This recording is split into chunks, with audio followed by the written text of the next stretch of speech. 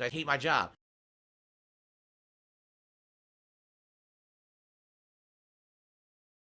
The Ziggy Piggy is here.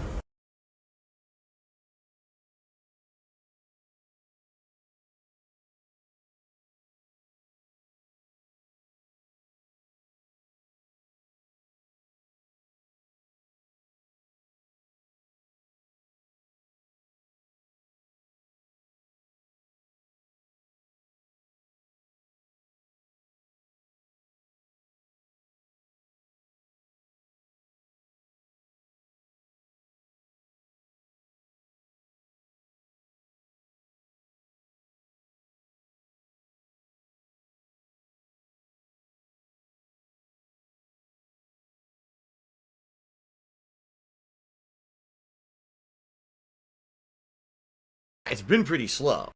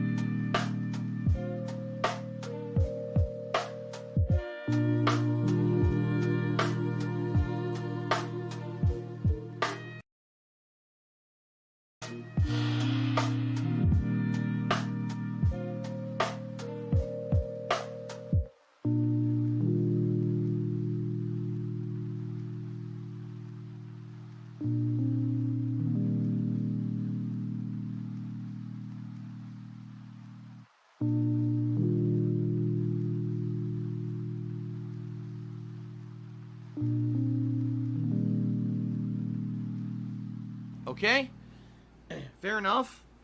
All right.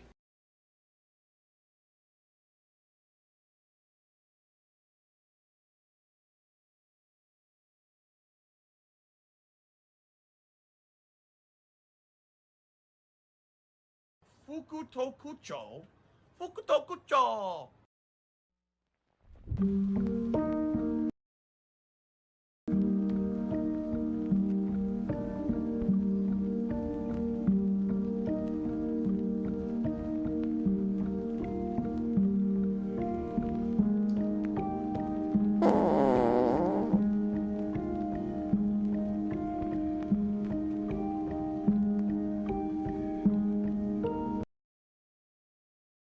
I want to take different field.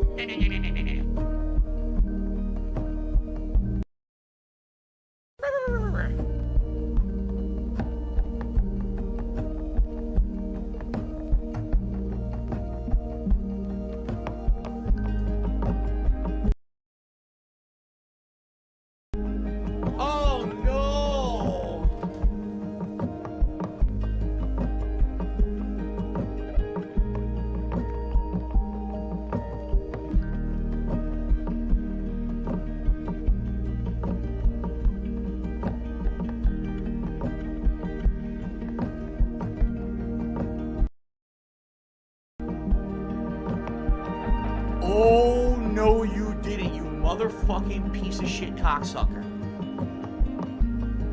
Mark my fucking words.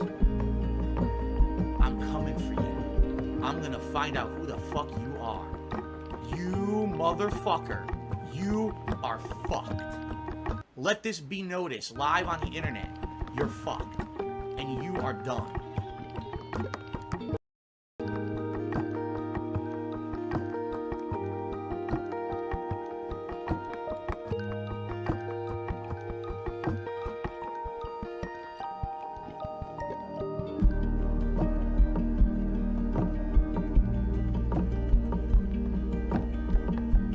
What do I do?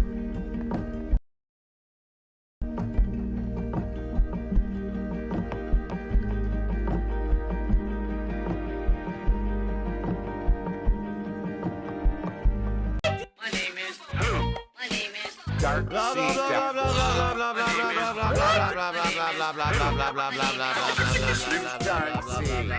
blah blah. Bethel.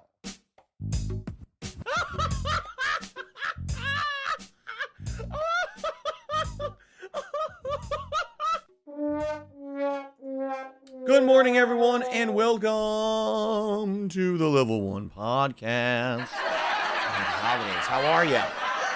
Today is Friday, the 9th of December, 2022, and this crooning serenader is Darkside Phil. How is everything going? I hope your weekend has started off well. And here on DSP Gaming, we've got a good and interesting variety of stuff going on. Let's jump right in. First of all, last night was the Game Awards, which a lot of people watched. There you go. Listen to Why? my beautiful singing voice. I told you guys I was not going to watch it and live react to it. I'm supremely glad I did not. My wife actually watched a lot of it on her phone. Nothing. You just no, I'm close to the. And the show that was supposed to be 2 to 2.5 hours long ran long over 3.5 hours. We're going to talk about it today. It's going to be a segment of the show for sure, where I want to see what you guys have to say about the show. What did you think was good? What did you think was bad? Personally, listening into it and following the results, but not really watching it live. Basically a whole lot of confirmation of things we already kind of knew was happening. Level. And Scrubbed out away, and he did not remember honestly, whatsoever. not that many big announcements at all. When you're watching the Game Awards, you're expecting giant blockbusters, and even Jeff Keighley had been posting up, oh, thank God, nothing had been spoiled, Things were definitely spoiled. I mean, one of the biggest announcements was the release date of Street Fighter 6, which was already leaked on the internet the day before. So, I don't really know, exactly what the point was of watching the thing live. Just being honest, I'm actually really glad I did not rearrange my schedule for the thing. And then, of course, there's the whole Game Awards themselves. What games won and lost, and we'll talk about that. I'm sure you guys are going to direct the conversation today when it comes to the Game Awards. Because to me, I really feel like it's kind of a fluff show. It's definitely for the industry to advertise. It's for the industry to, stroke their own egos. And the Game Awards are not official. And what I mean by that is, just because a game won an award doesn't mean it's actually the best game in its category. That's just the opinion of a bunch of games journalists, who a lot of the times we disagree with anyway, right? So it doesn't really matter. And that's why I didn't really care about watching it live or live reacting to it. Is a whole lot of 3.5 hours of wasted time, in my opinion. What the hell are you talking about? A lot of people disagree. So we'll talk about it today on the show. It'll be a big segment here today as we cover all the happenings at the Game Awards, all right? So that's one major topic of discussion. Also, over this weekend, we got a good variety of stuff. Today, it is my agenda right here on DSP Gaming to finish the Callisto Protocol. And I don't know if we're going to finish it on this stream. I don't know if we're going to need the late stream as well. But I want to finish the game because we got new games coming out Tuesday. And you guys have the desire to see me start playing newer games. Basically, you've also very successfully campaigned to have Pokemon Scarlet return back to a daytime stream. And for that to happen, we needed to finish up what I was doing and shuffle the schedule around a little bit to make it work. So Callisto has to conclude today. The good news is we're 11 hours into Callisto. Reports are that it's anywhere 10 to 15 hours long. Well, I'm already more than 10 hours into it, all right? It was weird because at the end of the last stream, some people were like, oh, Phil's about to beat it. and others were like, nah, Phil's a few hours out. Like, how can I either be about to beat it or a few hours out? I swear people basically just have a lot of weird misconceptions about time when it comes to length of games. A mutated creature that was how much like is left of the listening in a game? wheelchair. Are there several chapters? Is it one chapter? Am I in the final chapter? Are there bosses coming up? Are there not? Are there gauntlets? Is there story? What's happening? Right? Oh, he's going to beat it in 10 minutes. He's going to beat it in 10 hours. So anyway, that's why today, not knowing how much is left, I basically said I'm going to have the whole day open. And here's how we're going today. So, the first stream of gameplay here today is the Callisto Protocol. 3 hours. If we beat Callisto Protocol on the first stream, delightful. Alright? If we have enough time, I would actually like to formally review it. Now, I know that's weird. I almost never formally review a game. I only formally reviewed one game so far in 2022, and that was Elden Ring. But I feel that this game was controversial enough. So many people had issues with Callisto Protocol, and I feel that their issues that they had were quite unfair, or were very much reserved towards one version of the game that doesn't represent the game as a whole, yet the game got panned on Metacritic simply because people were reviewing it poorly because so many people played the PC version. So, with that being said, I'm thinking of doing it if we have time, all right? If we beat Callisto Protocol on today's first stream, great. Then tonight we have some free time, and I decided, that tonight, for the first time in ages, we would actually try to play some old school Street Fighter and or other old school fighting games in the Capcom Fighting Collection. For those who don't know, the Capcom Fighting Collection was released earlier this year around June. It was a collection that contains versions of the Darkstalkers franchise, versions of Street Fighter 2, and some other games as well, notably Super Puzzle Fighter 2 Turbo. And actually it does have that, but it also has Gem Fighter Minimix. This is a game that I tried to play consistently for several months. So I played it like June, July, August, all the way through like September into almost October. Eventually I had to drop it, and there was really 2 reasons why I dropped it. The first was that we were getting into the busiest gaming season of the year, and I just needed that opportunity to take that time. Excuse me, I gotta sneeze. I've been sneezing all morning. I don't know what's causing it, and it's making me have post-nasal drip, and I apologize. Every time I sneeze, it happens, and it's just gonna get worse. There's nothing I can do about it, okay? So, I needed the opportunity to use my time more wisely and play the new releases. If I was going to play fighting games like this every week, I was going to run out of time to basically be playing the newer releases. And so basically when the Street Fighter 6 beta came out earlier this year, after that, I cut off playing old school Street Fighter, and I just focused in on the new releases that were coming out. So Friday Night Fights went on hiatus. In fact, for a while it became Friday Night Firefights, where I was playing Call of Duty instead. Then, the other factor, which is, I say, just as big as a factor as anything else, people weren't really playing it anymore. The collection had only been out for like 3-4 months, if that, and it was essentially dead. Like, people had just kind of stopped playing it in general, and it was kind of weird that that had happened, but not shocking. Capcom absolutely positively botched the collection. When it launched, it didn't even have the ability to see the connection quality of the person you were trying to play a match with. And it was too expensive, and it didn't have crossplay. I mean, I could go on and on. It had a lot of features that should have been in there that were missing. So a lot of people were like, it's too expensive at launch, hold off, and we'll get it later. Well, Capcom never dropped the price. It remained a full $40-some for like 4 to 5 months. It wasn't until finally, about October-ish, they dropped it to $30, and it wasn't even until Black Friday, that's right, the end of November, you're talking 5-6 months into a game's life cycle, they finally dropped it to $20. The game wasn't even worth $20, for what it was. So, yeah, the game's died, and it was very hard to maintain even a weekly stream of it.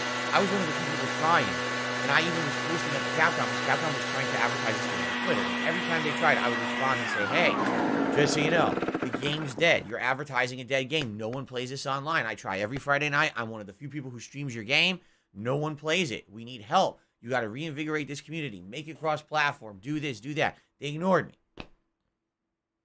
So, this has been on hiatus for a while now, probably about 2 months. And since it went on sale about a month ago, I'd like to maybe see as a one-off tonight, can we actually find anyone to play it? If we can, great. All right. If not, then we'll probably just turn it into an open Q&A session where I'll try to find matches. If we don't find one, we'll just talk. Okay. We haven't done actually just an open Q&A in a very long time. So that would be perfectly fine in my opinion. I don't care. But the thing is, we don't know if we're going to beat Callisto Protocol on the first stream today at all. What if we don't? What if we get 3 hours in and we're still not done? Well, then tonight on the late stream, we're finishing it. And we'll have the conclusion, and then I will formally review it on the late stream. So one way or another, today, the Callisto Protocol concludes. If we have time, I'll review it. And if we have extra time tonight on the late stream, Old School Street Fighter will return. Sounds good? That's today's schedule. I need to blow my nose quickly because I sneezed. All right, so Gabe Horn is awesome.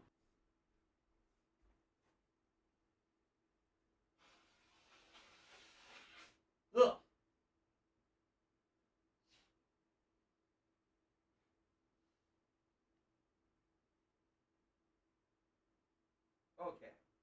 Okay. Oh my god, I can't stop joking. I seriously cannot stop joking. Much better. Oh my god. Ugh. Now, Ugh. tomorrow, Saturday, the 10th of December, correct?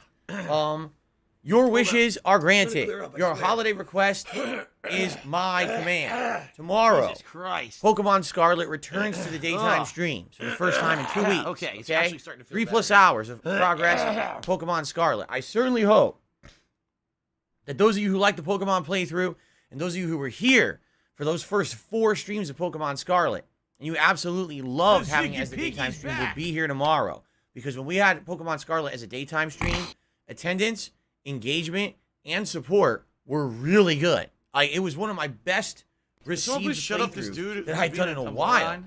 Doing better than God of War Ragnarok. Hell, doing better than pretty much anything else I was playing. Okay?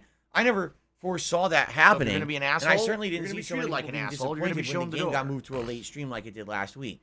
So I listened to your feedback, and it comes back tomorrow on the main stream. All right?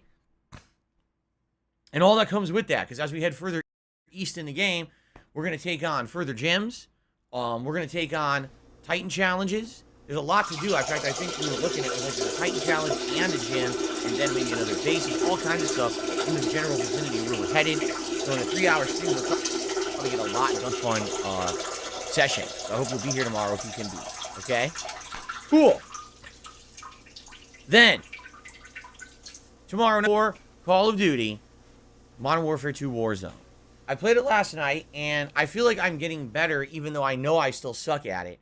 What's funny is, playing it in the basic way that I used to play Black Ops 4 Blackout, I'm basically making top 10 regularly. Last night, twice I was in the top 10. Twice. Not once. Twice. And just using basic gunplay mechanics, I'm winning in the gulag. It's remarkable that people think this game is good. I never played it, and I'm actually like doing decently at it, which is stupid. But anyway, the thing that's killing me is I don't really understand the better guns. I don't understand the end game strategies. And last night, for the first time, I'm such an idiot, I got a loadout at the very end. I was like top 15. I landed on a rooftop. There was a loadout there. I grabbed my loadout, okay? And I stupidly didn't even remember what the loadout was, and I ran down to get into a firefight with a semi-auto gun, thinking it was full auto. I fired one bullet. I'm like, what happened? And then I died. I was like, I'm so stupid. But anyway, the more I play, the better I do. And I think that's also going to be even more consistent. The more I play this, the better I'm going to get at it. Eventually, I probably will end up getting, maybe even winning a match. Who knows? Not that it's a big deal to me. But you guys seem to be enjoying it. You guys are showing up for Warzone. You guys are engaging during Warzone. And to some extent, you guys are supporting Warzone. It's not a terrible stream. The support's decent. So, as long as that stays consistent, I'm okay with keeping up Warzone on the late streams like you guys want. All right? So, let's keep it up. Let's see how it goes. And Saturday night is the next session of that. Okay? Now, Sunday, there's only one stream. God of War Ragnarok. Only on the first stream. Why no late stream? Because I have to film the private Patreon react videos for this month. I don't have money to Patrons do it. pledge I to don't my have money to do it. I at don't have money to do it. I don't have money to do it. I patreon.com/darkside don't have money to do it. I don't have money to videos, do it. I have to make them. If I don't make them now, I'm going to be in a lot of trouble. Why? Because the next weekend, it's the Street Fighter 6 Wave 2 beta, and I'll be playing it all weekend. The weekend after is the Christmas weekend events, including my Christmas Marathon on the 23rd and the WWE 2K22 King of Christmas Tournament sim matches on the 24th. And, of course, I'm taking Christmas Day off on the 25th. So with 2 weekends basically being taken out of the regular rotation of gameplay, how in the holy hell am I going to get these videos done, right? So I got to do them sooner rather than later. So definitely Sunday night, I'm taking the whole night off to film these videos. Now, if I can get them all done in one sitting, that would be great. But there's no guarantee that I'm going to, all right? So then on Monday, the main stream again will be Pokemon Scarlet. Great. And if I need to, I'm going to take Monday night to also film private react videos for patrons and finish them off. But I don't know if I'm going to need the second night or not. It really is going to depend on how the first night goes, okay? So we'll see. We'll go from there. And we'll, you know, how many videos, how much time can they be? So let me think about this. I know Slayer has 2 this month. That's for sure. I know there's another person who has one that's going to be around 30 minutes. And then actually there was someone who last month had paid for one, but it was after the fact that I'd already filmed last month. So I owe them one. So that's 4. And then there's another one that just can't come in. So there's 5, okay? And if you do the math, if they're roughly all about 20 to 30 minutes, that means it's going to take me about probably 2 to 3 hours.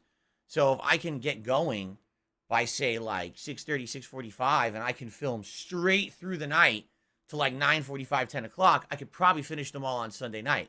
But it all depends because, you know, I'm going to be pausing. I'm going to be commentating. And you never know when you're watching a video. A lot of these, I don't even know what they are.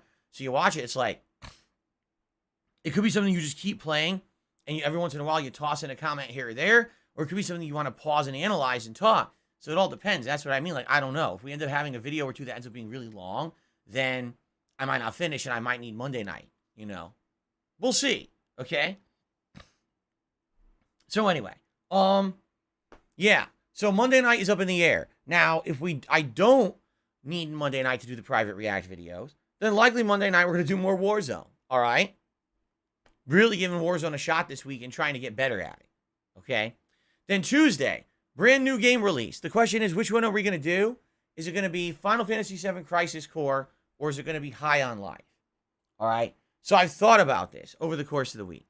And personally, after giving it some thought, I feel the game that makes the most sense right now to check out would be High on Life. And there's 2 reasons that I like to factor this in, and please bear with me, okay? Reason number 1. Between the 2 games, I'm more interested in High on Life.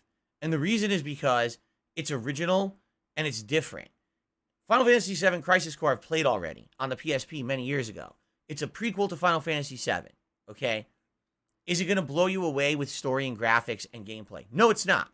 It's a nice little game that's a grindy style game. It's a good time killer game. Like I said, when I played it on the PSP, I thought that it was quite entertaining for a mobile game, like a portable game. Back then they weren't called mobile games, they were just handhelds.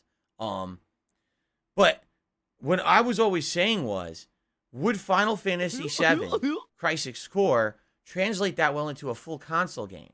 And the answer I have for you is I'm not so sure. I think this game is going to end up being a game that would be like a good late night chill stream where, in 2-hour segments, we grind in it and we do a lot of repetitive combat and we talk a lot. But outside of that, I don't really see how this game is going to hold that much interest. And in addition, I remember the game is very lengthy. It's a grindy JRPG that takes a long time to get through. We're already playing Pokemon, all right? We already got a lengthy JRPG we're playing right now.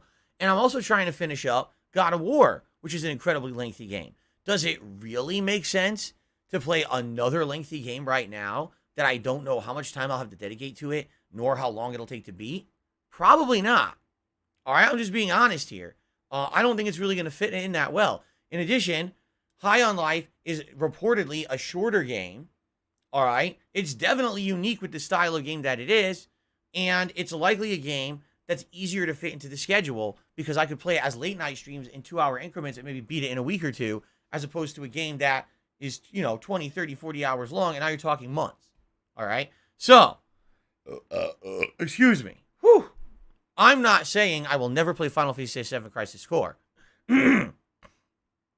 by all means, I'm actually saying the opposite. I'm interested in it. I told you guys when they first announced this remake, I was very interested in it. But it's going to have to be added to the slew of games that came out this crazy busy fall gaming season that just fell victim to the fact that there's too many games that come out in a short period of time. Just think of the amount of games in the last 2 months that are in my backlog.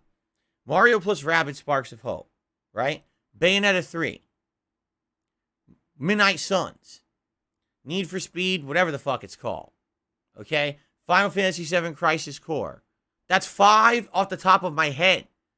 Just off the top of my head. There's been more than that.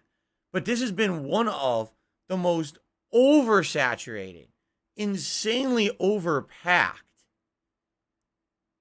times I've ever seen. And every time that I skipped a game, people got upset with me. And there's nothing I can really do about that. Again, when there's this much coming out in a short period of time, and when the games coming out are so lengthy, there's not much I can do. Okay? And it's kind of funny because some of these games are already on like big sales. Yeah, like one of them, I just saw an ad, and one of them has already dropped $20 in price. I forget which one it is. Evil West, I skipped as well. There's a 6th one. There's a 6th game.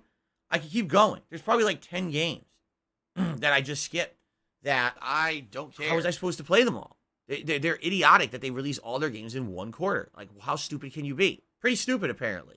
Because every game now comes out either last quarter or first quarter. Anyway, so that's what I think I'm doing. Starting this Tuesday, first stream will be High on Life. And then Tuesday night, I will leave up in the air. Would you guys like to see a late night stream of God of War? Would you like to see a late night stream of Pokemon? Right? What would you like to see? We won't do Warzone, because Warzone likely I would have done on Sunday or on Monday night again. All right? But we'll probably do something new or something, some playthrough that's ongoing. We'll do like a one-off night stream of it to get a little bit extra advancement in it. Okay? But the question is, what do you want? Okay? So, think about it. And we'll either, I'll be asking during the day, over the course of the next few days, see what you guys want for Tuesday night, or maybe I'll do a poll. We'll think about it. Okay? Now, one other thing. This is your last chance to nominate games for the Christmas Marathon, because over the weekend into Monday, Tuesday, I'm going to be closing off the nominations thread, and I'm going to be tallying up your nominations and making a poll based on the games that were most nominated for the Christmas Marathon event. You guys will be voting for the next week on that. And whatever games got the most votes will be the games that I play during the Christmas Marathon. So if you have not, no, I don't have anything on the side of my mustache. Look, there's nothing on the side of my mustache. Anyway, if you have not yet nominated games, I have no idea what you're waiting for. The nominations have been open for like almost 2 weeks. Please type !Christmas into the stream chat, jump in there and nominate. Or go to the main channel page of DSP Gaming Community tab, scroll down a bit. You'll find the community post that you can post up the games you want to see during Christmas, okay? Also, if you're a member of this channel, all 494 of you, and growing, by the way, you also had priority to nominate games for this event, and the members themselves are going to get a game played during the Christmas Marathon, all right? So if you're a member and you haven't yet, go to the community page here, community tab of DSP Gaming channel. Scroll down, there's a members-only poll. Please nominate. And what I'm going to do is tally up those games. The games that's the most nominated in that thread will be played during the Christmas Marathon. Not even a poll. It's just right off the bat, whatever has the most nominations will be played during Christmas. Okay? So there you go. The only other last thing I'd like to talk about before we get to the Game Awards is, once again, I'd like to redirect your attention to the members goal for the month. And I'd like to say thank you, because we have seen some members goal growth in the last couple of days. We've had some people becoming members and some people gifting memberships to the channel. So thank you very much for that support.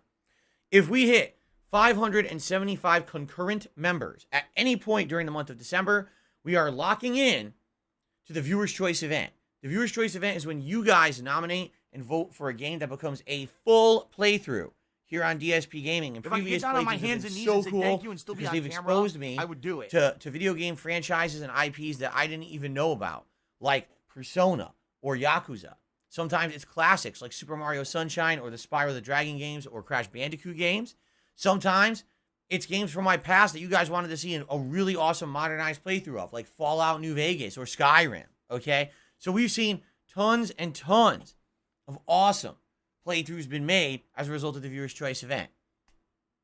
So, if you're not a member, what are you waiting for? Please consider becoming a member. You get so many benefits. Please maybe renew a membership that lapsed, or 'tis the season of giving. If you want to help out your fellow viewer, if you're feeling holly and jolly and you're feeling very generous, you can gift some memberships to others here on DSP Gaming. There's hundreds of people sitting around waiting to receive your generosity here during this holiday season. And let me tell you, they're going to be very appreciative if they get a gifted membership. All right? So, thank you in advance to anyone who gets involved with memberships in any way.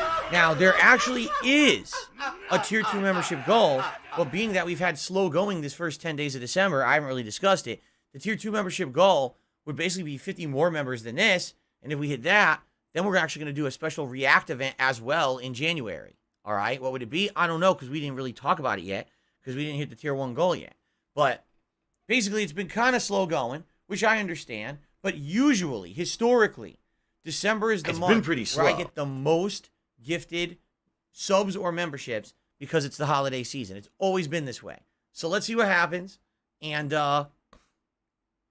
we'll play it by ear, and we'll go from there. Fair enough? Do you want to play the fucking Okay. game? There you go. I need that money. I really do. I need that money. Very nice. Pay my bills. So, that's it. I'm done. So, ladies and gentlemen, here's what I like to do. Rather than me sit here and just talk to you, here's what I'd like to do in regards to the Game Awards last night. Special All right. delivery. I want you Special delivery. to tag me in the chat and tell me what topics in the Game Awards you want me to talk about. Is it a new game release announcement? Is it a game that won an award? Do you want my opinion on something? In fact, here's what we're going to do. We're going to use the new Q&A system on YouTube. We're going to test it this morning. Are you ready? So here's what we're going to do. There's a new system. You open it up. It says start a Q&A. I clicked it right now. What do you want me to discuss in relation to the Game Awards? I'm trying it right now. So I click start Q&A. Apparently now my question will get posted to the channel. All right? I can't see any of your regular chat. All I can see is if you post up a question for me to answer for Q&A. All right? So, the first thing that just happened, Mishael What do says I Bill do? Clinton. Can someone please shut up this dude? Now, hold who's on a being second, because I want to see what moron? happens if I report, select Stop question. this. So I've selected Bill Clinton. All right? Bill Clinton is a former president of the United States. He actually served 2 terms during the 1990s. Most notable achievements were playing the saxophone, having a cat named Socks, and getting involved in a sexual scandal with one of his interns. Okay? Like, seriously, that's what the guy's remembered for.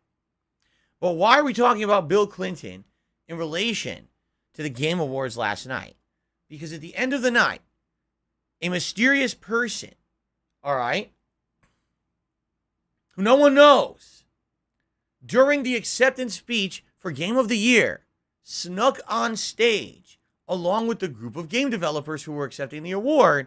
And after they were done accepting the award, okay, he grabs the microphone and says, Orthodox Rabbi Bill Clinton. Everyone looks at him and says, what is going on?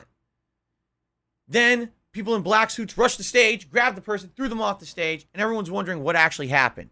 Well, I actually have the answers. This person was not necessarily arrested, but was held. All right? They were questioned by authorities. This person is a 15-year-old Jewish kid who I guess actually had an invitation to the Game Awards. How? I don't know. Do you know another 15-year-old kid who got an invitation to the Game Awards who wasn't an actor in a video game? The people who are supposed to be invited to the Game Awards are supposed to be people who are big in the industry. People who are in game development, people who are in journalism, people who review games for various important reasons like accessibility, you know, the people who are voice Alive and actors, well in you know, Israel. mocap actors, you know, basically people who are in the making of games or reviewing of games in general. How did a 15-year-old prankster kid get an invitation to the Game Awards? Don't know. Now, how do we know who this kid is? Because this morning, games journalist, where we find his name, Jason Schreier, actually interviewed him. Now, it's Jason Schreier from, I think he's Wall Street Journal, right? No, he's Forbes magazine. As of this morning, he had not released the interview yet, but he is saying his name is Matan, a 15-year-old. Some thought that what he did on stage was some kind of an anti-Semitic dog whistle, but he's actually almost certainly a Jewish prankster because Jason Schreier is Jewish, and he asked a question in Hebrew, and the kid understood it. So, who is this kid? How did he get in? How is there absolutely no security that people just let people run on stage? But that's all we know for now, and apparently there'll be more later in the day. Now, I'll be honest with you guys, all right?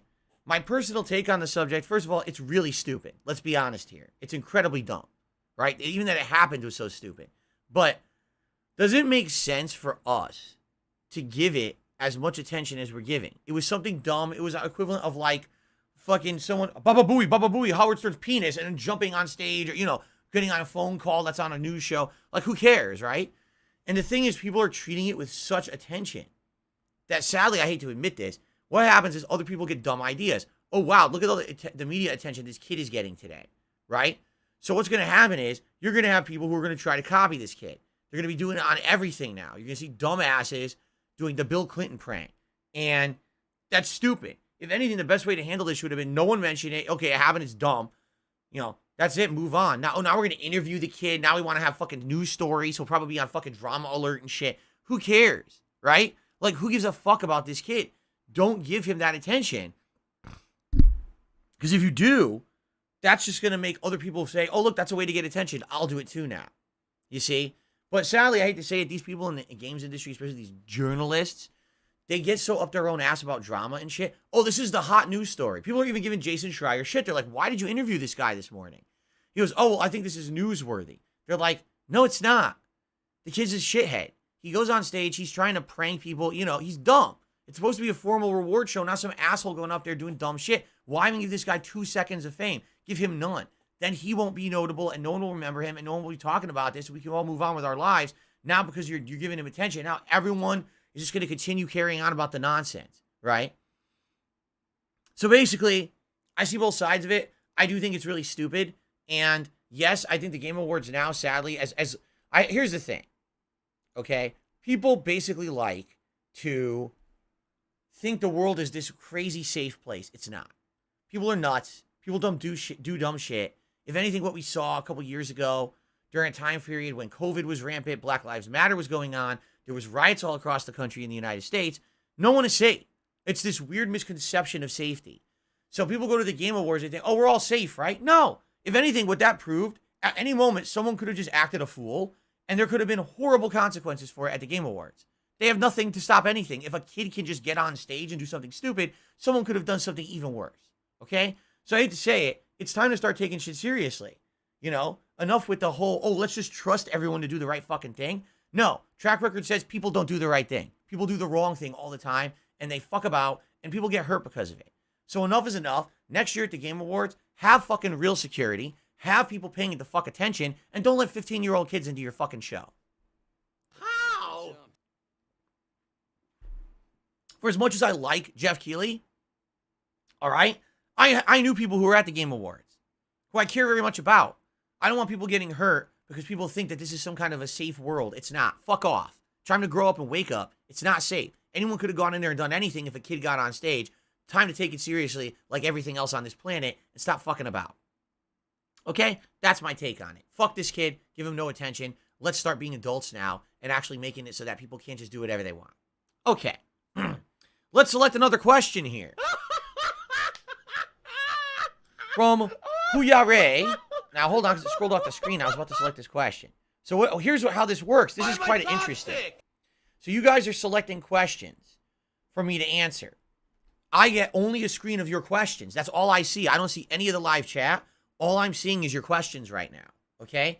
So I can actually handpick from your questions which one I want to answer, and I can paste it to the stream. Do you guys see that? I can't see your response, but what's supposed to happen is I'm selecting a question, and it should paste it at the top of the screen, and then I answer that question so you know what question I'm answering, okay? So this question is, do you think Death Stranding 2 will be more of the same, or will Kojima change it up and stray away from that walking simulator style game?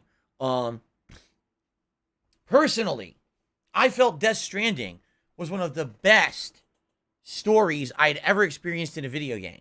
And I still hold true to that today. I feel that it was original, it was fun, it was creepy, it was scary, it was funny, it had action, it had adventure, it had mysterious horror. It had a little bit of everything. And I really loved that about it. What I didn't like was the gameplay was terrible. The gameplay of the game was so atrociously boring. And of course, you know, people argued, well, that's because that's the point Kojima's trying to make, is that the world is all disconnected and someone has to do the tedious job of reconnecting the world in order to... I don't care. A video game at its core is supposed to be a piece of entertainment. If a game is not entertaining, you miss the point of the game. And if every time the story plays, I'm entertained, but every time I'm actually picking up the controller to control the game, I'm bored, you failed. Kojima failed 50% of the time in Death Stranding. However, his success in the story was so grand that, in my opinion, it was worth it to suffer through the atrociously bad gameplay to experience that insanely unique story. Death Stranding would have been a much better movie than a game. I'm just being honest from my own opinion here. Since he's making a sequel, it's official, it was announced during the Game Awards, I really, really hope that he has different gameplay. I don't want to be the career again. I don't want to be Norman Reedus, you know, taking showers and farting and pooping and burping babies and carrying packages across the entire country, bored to tears, going through fucking stupid rocks and shit.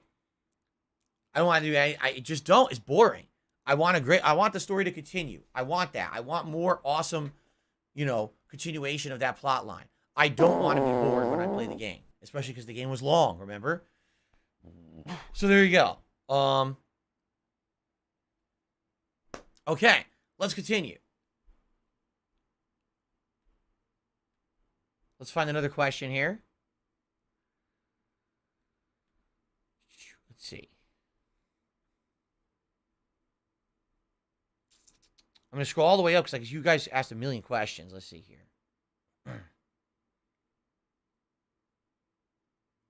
All right. What did I think of the Street Fighter 6 trailer? Well, first of all, it wasn't a trailer. It was a little preview of 4 new characters. DJ Marin was her name. I don't even remember the name of the woman from Italy who's like the big roided fighter. And another guy, isn't he called like AJ or something like that? Very weird new characters. Although, that might be a good thing. Because I like the fact that if they're adding in new characters that play nothing like previous Street Fighter, you might have some good variety to the game. Because you got a lot of returning characters from previous Street Fighter, and that's all well and good, but you obviously want new stuff added as well. I can't really comment on the new fighters, because all we've seen is a few gameplay elements of them that you don't know how those moves are going to work. You don't know how those properties are going to work.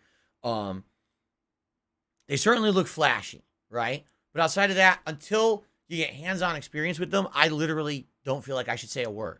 What I can say is from what I saw about DJ, he looks like they've completely transformed him. Homo. Okay? It looks like he has a fake max out, where he looks like he's going to do a projectile, it just disappears.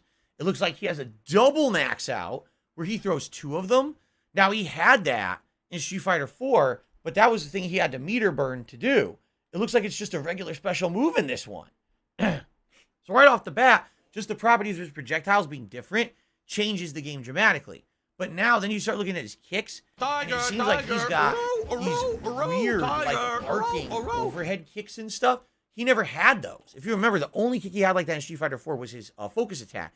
Outside of that, he always had up kicks, which were anti-airs, and then he had the forward-moving kicks. I think they were called the Sobat kicks, where you could sometimes combo them. And the EX or meter burn version would pass through projectiles and other moves that have some invincibility. But he looks like he has all new kicks now. And it just looks like, to me, I hate to say it because I don't really like when Capcom does this, but it looks like they went the Vega route. Street Fighter V. What do I mean by that? In Street Fighter 4 and previous iterations, Vega was always a charge character, meaning he had to charge back or down, then press up or forward plus a button to get his moves to come out, and it made him be able to do certain kinds of gameplay elements and things like that. Massively strong. In Street Fighter V, they decided to change Vega to make him a motions character, meaning he didn't charge him at all anymore. All his moves were like rounded motions or dragon punch motions. That dramatically changed the character as a whole. And in Street Fighter V, he plays nothing, absolutely nothing like he did in previous iterations. It's as if he's a brand new character, okay?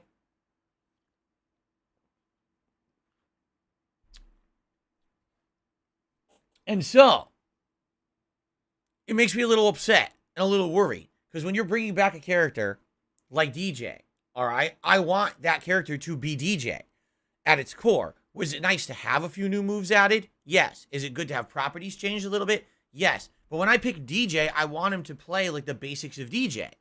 You see? When I pick DJ, I don't want him to play like Zangief. You get my point? And it looks like they've changed him so much, he might not play at all like DJ. He might be a completely different entity.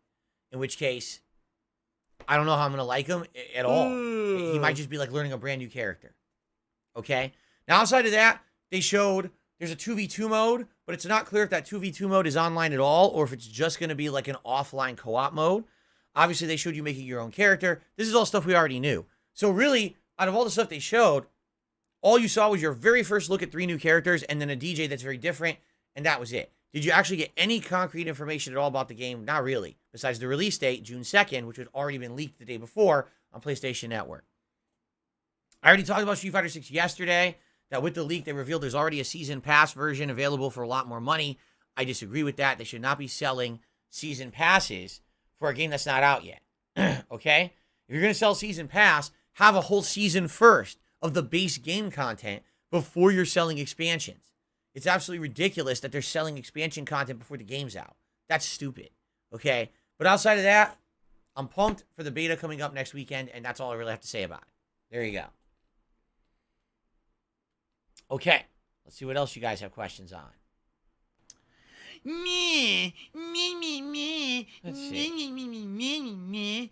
I don't like it. Me, me, me, me. I will say this, shout out to Super Blind Man. Apparently some people spotted Super Blind Man in the audience several times during the show. It was really awesome that he was able to attend. I'm actually curious to hear what kind of stuff he was interested in. Obviously, he was probably super stoked for like Hades 2, because that's one of his favorite games, the original Hades.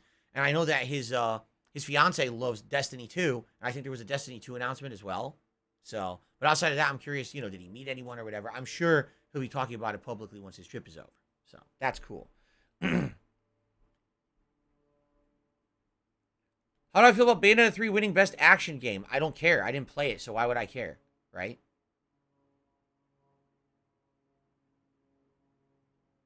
Let's see here.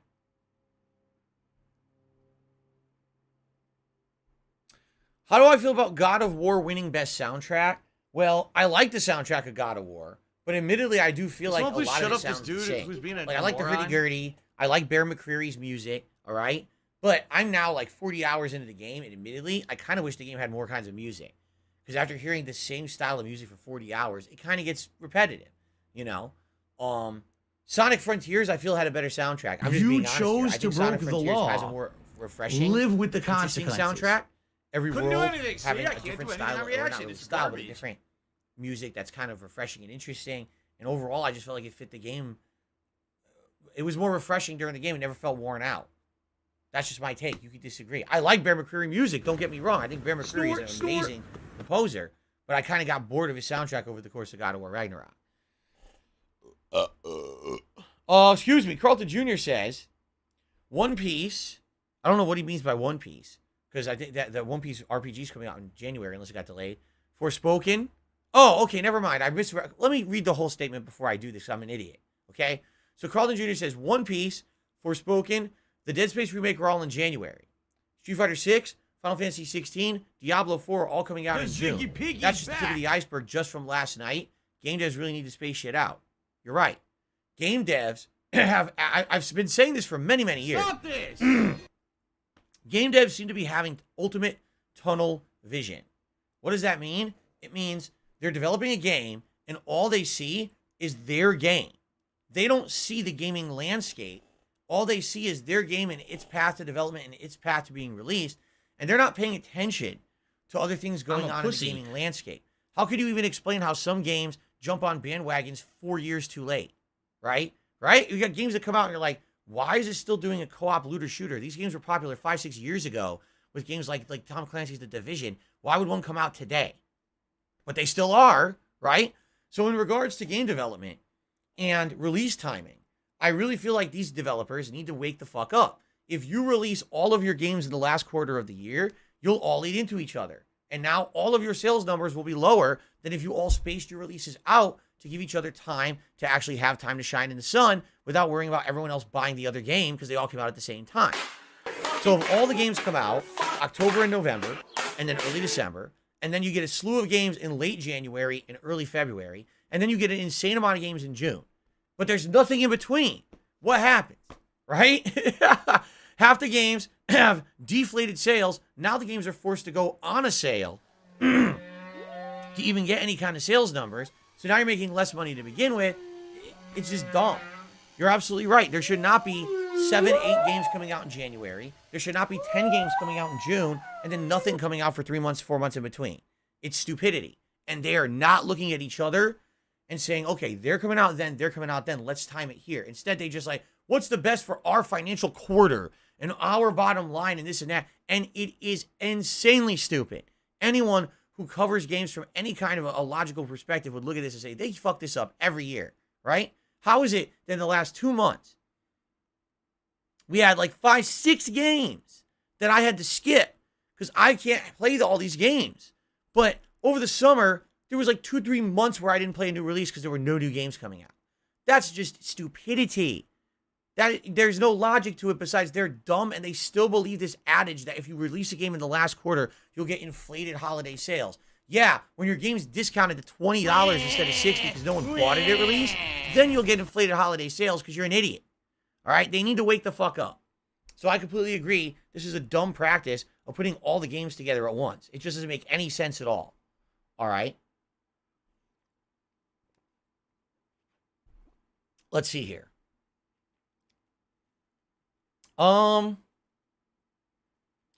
Okay, I'll actually post this one up. What's my opinion on Elden Ring winning Game of the Year? Ladies and gentlemen, I think we all knew that there were 2 games that were going to win, either God of War Ragnarok or Elden Ring. How did we know? Because they're the 2 most popular rated games by gaming journalists this year. Nothing else had a chance. Nothing. No other game was rated as highly as those games by the games media. Who is in the voting jury of the Game Awards? Mostly the games media. It's literally every mainstream games media journalistic site is involved. A few more indie sites, a few independent content creators, a few reviewers, like accessibility reviewers, like we already mentioned. Super Blind Man's one of them who's in the jury. Okay. I mean, it's the games industry people. And then a few actors, voice actors. That's who's involved. So if you already saw the consensus of reviews this year on Metacritic, what are the 2 highest rated games? Those are the 2 that are going to make Game of the Year, right? And what happened is exactly what happens every year. The Game Awards are such a non-event because you can literally predict what's going to happen. I already knew one of the 2 games was winning, okay? Now, which game's going to win Game of the Year? Well, as you start to watch the review show or the reward show, you notice, oh, best performance goes to Christopher Judge for Kratos, right? Best soundtrack goes to Bear McCreary for the soundtrack of God of War. Best God of War wins Best Action Adventure Game. And what you start to notice is a pattern. Why is God of War sweeping all the lower awards? Because Game of the Year is going to go to Elden Ring. They do this every year because this award show is less concerned with actually awarding what's really the best. It's more of an event, a night where the industry basically pats themselves on the back. Good job, you, on this game. Good job, you, on this game. Good job, you, on this game. What's actually the best game of this year? Who cares? Did everyone get an award? Good. We're happy. And that's what it is. God of War is a superb game. Give it a bunch of awards. But then give Game of the Year to Elden Ring, and everyone's happy. Because Elden Ring got a giant award, while God of War got all the smaller awards. So both games look great by the end of the night. Right? right? Because doesn't it stand to reason if the game had the best character acting with Christopher Judge, the best soundtrack, the best overall action adventure gameplay, don't you think it's better? Like, it literally won. God of War literally won best action adventure game. Elden Ring was in that category. So they're already admitting that God of War is a better action adventure game than Elden Ring. So how the fuck is Elden Ring Game of the Year? That doesn't even make sense logically, because the awards don't make sense. It's supposed to be a meaningless, feel-good press event. That's all it is. They're not official. They mean nothing. All right? Elden Ring winning means absolutely nothing. If God of War won, it meant absolutely nothing. If fucking Stray won, it still would mean absolutely nothing. The event is meaningless. It's just meant to push more products. It's meant to make money. What the hell are you It's meant talking to be an about? advertising venture. It has nothing to do with anything that's official. Therefore, it doesn't matter who won. I've only been saying this since the inception of the Game Awards over a decade ago. The event is a meaningless night. Much like the Oscars. It's a night for the industry to pat each other on the back and say, oh, attaboy, good job. We're the best. We're number one. And it doesn't mean shit. So you shouldn't be butthurt. If you were campaigning hard for another game to win Game of the Year and it didn't, who cares? It doesn't matter. You know, it's all about the, who's who in the industry getting their voice out there and getting recognition. And they did, right? So that's it. No other reason to get all worked up about it. Okay? Oh, let's see here. The new Star Wars game looks good. That's all I have to say. It looks good. I'm excited for it because it's on March, right? So it looks good. Okay. Nobody cares about Splatoon 3 taking multiplayer game of the year because, again, it doesn't matter. Splatoon 3 was not going to win an award in any other category. But Splatoon 3 is the best-selling game in Japan. So how are they going to recognize it? Make it multiplayer game of the year. Call of Duty doesn't need any awards. Call of Duty is the best-selling game of the year every year, right? So why award that? Give it to the game that's the best-selling game in Japan, so at least it looks like we're acknowledging games that are popular over there. Multiplayer game of the year. Does it make sense? No. You know anyone outside of Japan who's still talking about Splatoon 3, honestly? The game's been dead since the summer. No one's talking about Splatoon 3. It's been, again, it's a very Japanese-centric game, which is fine. And it's good. I liked it. When I was playing it, I was enjoying it. You guys told me to stop playing it, right? But multiplayer game of the year? Because the rewards don't mean anything. That's why. That's exactly why. Okay. Let's see here.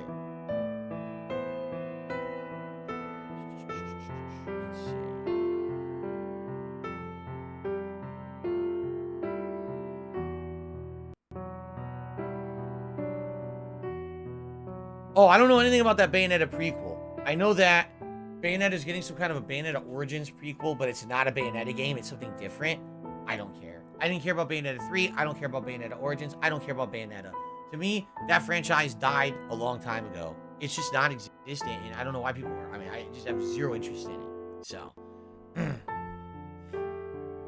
let's see here. Oh, I talked about this last night. I'll talk about it again this morning. It was announced that with this Suicide Squad game coming out next year, and by the way, got a release date. And I need to mark it on my calendar because I haven't yet.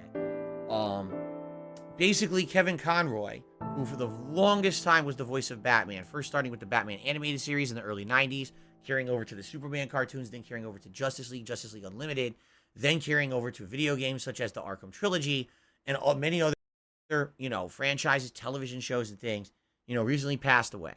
Insanely big loss. Because a lot of us, including me, grew up with him being the voice, all right? And we found out last night, and this is kind of a bombshell because I didn't expect this. He actually fully voices Batman in the upcoming Suicide Squad game. Now, keep in mind, the Suicide Squad game is not about the Justice League. It's about Suicide Squad. So the vast majority of gameplay and characters in it will be the Suicide Squad voice acting. But Batman's in it, and he will be voice acted by Kevin Conroy. So this is basically his last performance as Batman ever. And he finished it, I guess, a year or two ago. And now they're just putting the finishing touches on the game. So I was saying this last night during Warzone. I almost feel like this is going to be the Heath Ledger performance. How Heath Ledger's final performance was the Joker in The Dark Knight. And The Dark Knight ended up being this masterpiece movie Itself was great, but because that was the final performance from a very talented actor, and people really respected what he Special did with the delivery. role. It was his last time acting ever. And I think like a lot of people are going to hold Suicide Squad, the game, up to that light as well, realizing this is the last time we get to see Mr. Conroy ever perform. And it's very sad, it's bittersweet, but at the same time, I'm kind of happy that we get to hear that Batman voice one last time, you know, before we give it a final send-off. So, thumbs up on that. And you know Rocksteady does a good job with their game, so let's hope for the best that it's a good game. Okay? Okay. Continuing on.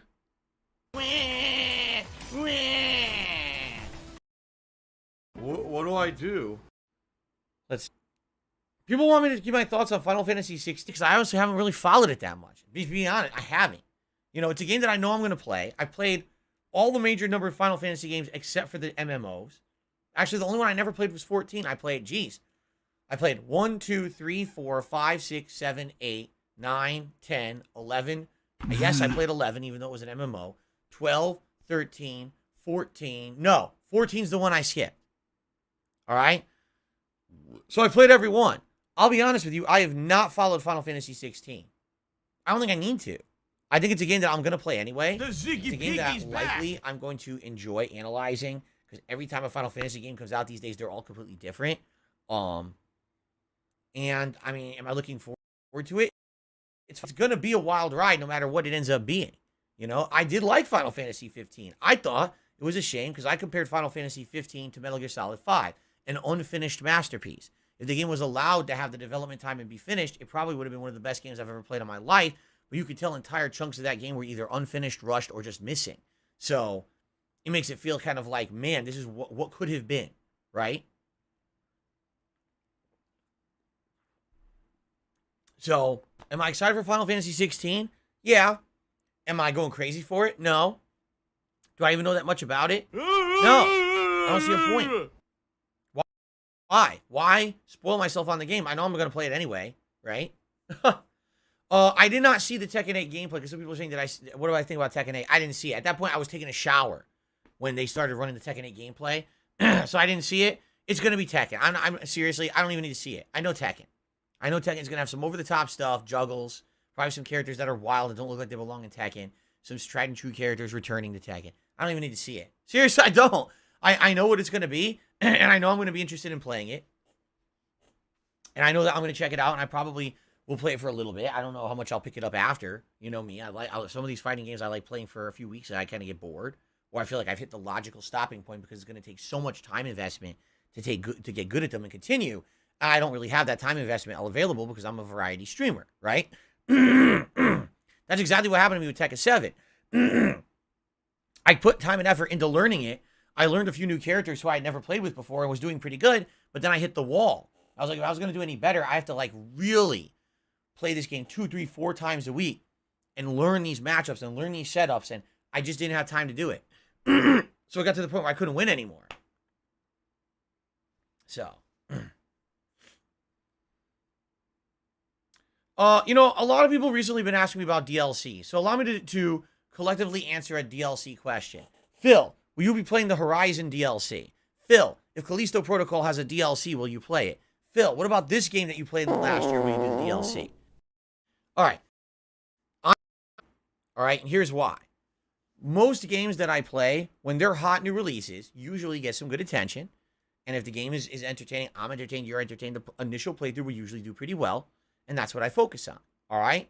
But the vast majority of time these days, especially, last, I say 5 years, when a DLC comes out, even if it's a DLC for a game that I loved and you guys love, I need that money. For I some really weird do. reason, I need that money. people don't Pay care. my bills. All right? There's some exceptions to the rule, and we'll talk about those. But case in point, Ghost of Tsushima was the hottest game of the summer of 2020. Everyone knew it was lengthy. It was fun. It was one of the most original games I played at the time. DLC comes out the next year. No one cares. Every time I play it, people complain, why are you playing this? It's the same game. This game sucks. I was like, what the hell kind of a change in attitude is this? Excuse me. And it really was a giant shift and change. All right? Love Bugsnax. Super fun game. Unique, original. Sure, it's cutesy, but man, did it have adult stuff near the end of the game that your kids should not be playing. And it was kind of an interesting twist. DLC comes out. I'm enjoying it. Most people are hating it. Again, it's kind of the same. Like, whenever these DLCs come out, in general, they just don't do well, so I don't do them.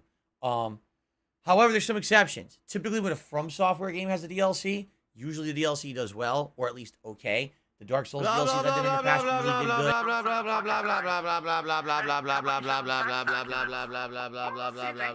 good. And the Pokemon DLCs, both the Pokemon Sword and Shield DLCs did pretty good. Not amazing, but they did pretty good.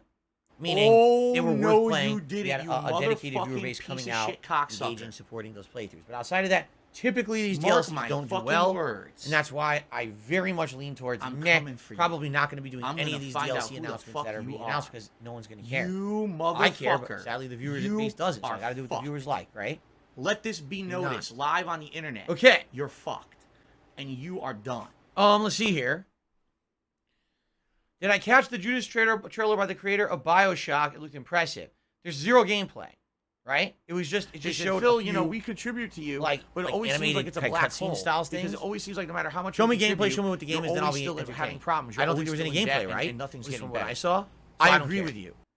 I really don't. Whenever they do these cinematic trailers now, I don't give a fuck. I just ignore it. Well, why waste my time? You see those cinematic trailers, you don't even know what the game is yet. It could be a fucking collectible card game. So who cares? You know what I mean? It's been pretty slow. Who cares what it is? Okay.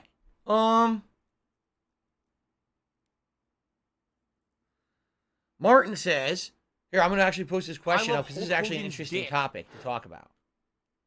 He says, both Jedi and Forspoken look like they're God of War style third-person gameplay. Then you have Dead Space and Resident Evil 4 remakes, Death Stranding 2. Even Judas seems to be a copy of BioShock. They all feel like there's nothing new or original in these games, right? Yeah, and you know what? I think it stands to reason that one thing that we can say is that sadly we are sorely lacking innovation in the modern gameplay landscape. Look at the games for Game of the Year, right? God of War Ragnarok is a sequel to God of War. It plays like the God of War from 4 years ago. It looks like the God of War from 4 years ago. Does it have some improvements? Yes. But for all intents and purposes, it doesn't innovate. It's the same game from 4 years ago with modernized tweaks with some better content in there, right? Elden Ring. It's definitely the culmination of everything FromSoft been working for, but Elden Ring is basically Dark Souls plus the hero. It's what they've already made. It's nothing innovative or new. You've played this game before. If you played their other franchises, all they did is they went, slapped them all together into one. Is it completely different? Does it break the mold? Tevin's No, fault. it does not. What you're now seeing is a shift in the industry. How is this fair? To move towards games that are well recognized as formulas that work and will make money.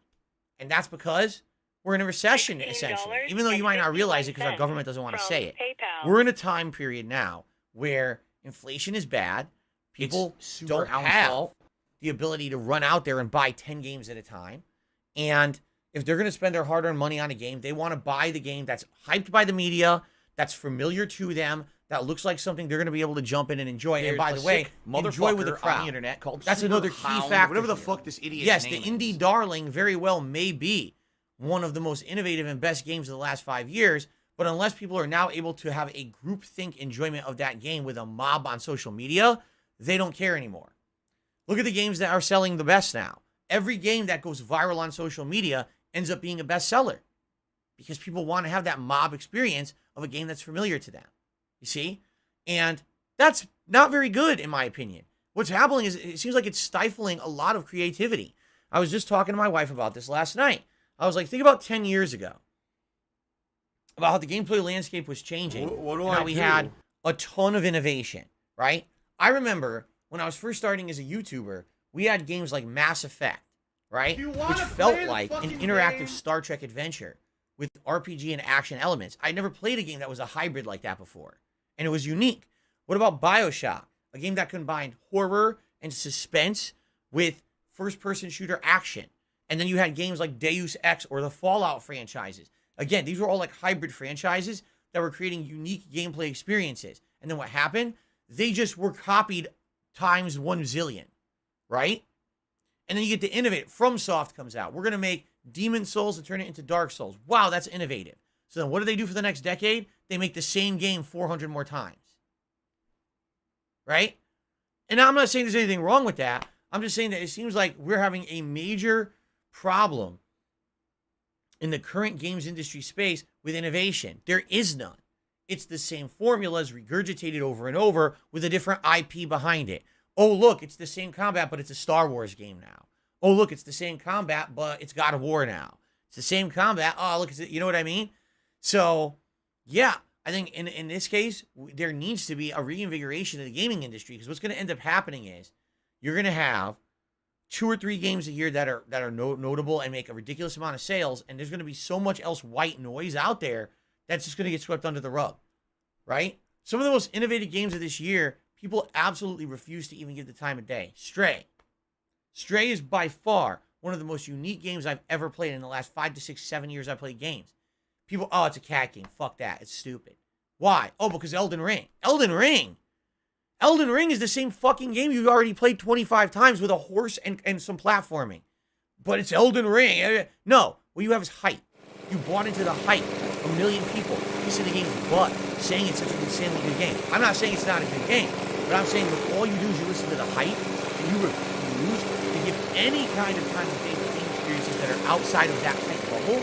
You're missing out on what gaming really is supposed to be. You're missing the artistic design of new game experiences, and you're really missing out on what it's supposed to, be as any kind of a media experience. All you need to say, there's people who literally only buy Call of Duty every year. They only buy Madden or NBA 2K every year. That's their game. And they pump insane amounts of money into those industries. Why do you think Call of Duty is a $1 billion industry when every year the game sucks? Right? This is why. Because people buy into this stupid hype and they don't wake up from their own fucking hype bubble. So that's what I mean. Like, yeah, we have a major problem in the games industry with stagnation and lack of innovation, because the companies all see dollar signs around the same archetypes and formulas for games. Third person, action, get it out there, right? Horror has to be first person, has to be survival, forget about combat, it just has to be walking simulator style game. So we could keep going on and on, all right, about this kind of how each formula, each cookie cutter formula keeps being used over and over. But yeah, it's pretty sad. It is pretty sad when you're looking at, here's all the game announcements. Space horror game, space horror game, space horror game, space horror game, space horror game. That was basically Summer Games Fest, right? Like, what the fuck? Why are there so many space horror games all of a sudden, right? And then you look at these games. Oh, third person action, third person action, third person action, third person action, third person action. Huh? Aren't there any other genres of game out there right now? No. Not games that sold, that's for sure. And again, what I keep telling you guys, every year, you guys jump on me because I refuse to play the knockoffs, right? When Thymesia or, what was the one? There was like 10 of these fucking FromSoft knockoff games in the last year, right? 10 of them. And every time one of them comes out, you guys yell at me because I don't play it. Why don't you play it? Because it's a fucking knockoff. It's just capitalizing on the popularity of FromSoft. Fair enough. If you buy those games right, and you give them attention and you give them support, all you're doing is you're moving those cogs further. You're allowing that wheel of profit to continue turning, and you're stifling innovation by supporting the same game over and over and over and over, right? So then you have no one to blame when 5 years later all the games are identical, because you bought the same game 14 times, right? So what did you think would happen? It would work on something else? Why? You're paying for the junk. You see? I think that the games industry has a huge problem right now. And with the stifled innovation, the homosexuals I'm hoping people something happens around AIDS to kind of give it a kick in the butt. But I don't know what it's going to be, honestly. I don't. Maybe we're going to see a game crash. We very well might. There's been game industry crashes before, when the market got oversaturated with too much similar stuff. People didn't want to buy it anymore, and then you saw a whole crash of an entire industry. I hope that doesn't happen with video games. But certainly, we need innovation, and we're not getting it right now. Okay? At this point, I think we've talked a ton about the Game Awards. If you guys have further Game Awards questions for me, what I would say is we could talk about them later, during the stream. But I'm going to end the Q&A segment of the stream now since we've now done this for like a half an hour. So now this is going back to normal.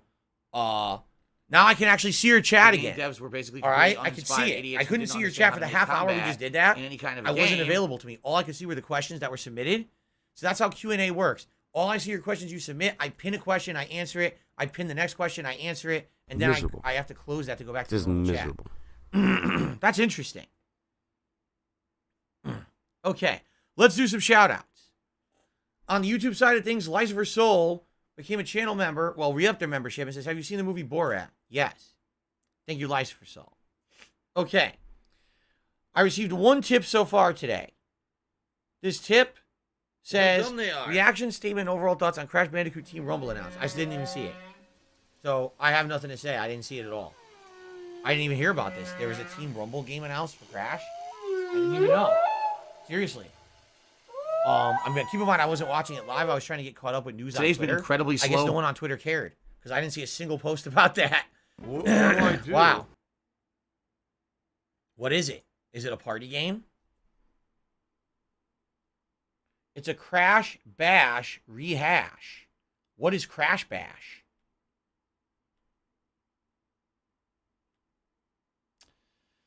Super Snow Carl Turbo HD has tipped me $5. Said, did you really say Death Stranding was about burping up babies? But the game does need to add more gameplay elements for the sequel. I mean, I'm being silly and I'm joking. But you get my point. The game is boring. The gameplay elements of Death Stranding are very boring. Even the gunplay is generic and boring. The most important part about that game is the story. And the story is absolutely superb. Like, I love it. I every moment there was a story element. In that game, I was having a great time. And I actually wish that there was no gameplay and just story. Because I hated the gameplay. I didn't even want to play it. I just wanted to watch the cutscenes. And in that regard, I think that is actually a testament. What the heck is going on here? I certainly didn't mean to do that. I think that's a testament to the fact that Kojima is an absolutely great writer and storyteller. Right? And that's a good thing. But at the same time, confused. I feel Kojima needs to focus more in on gameplay elements because I really do feel the gameplay elements of Death Stranding 1 were lacking. It's not just about the story. It's also about having a gameplay loop that's fun and addictive and interesting, and I don't feel that game had it. So. All right.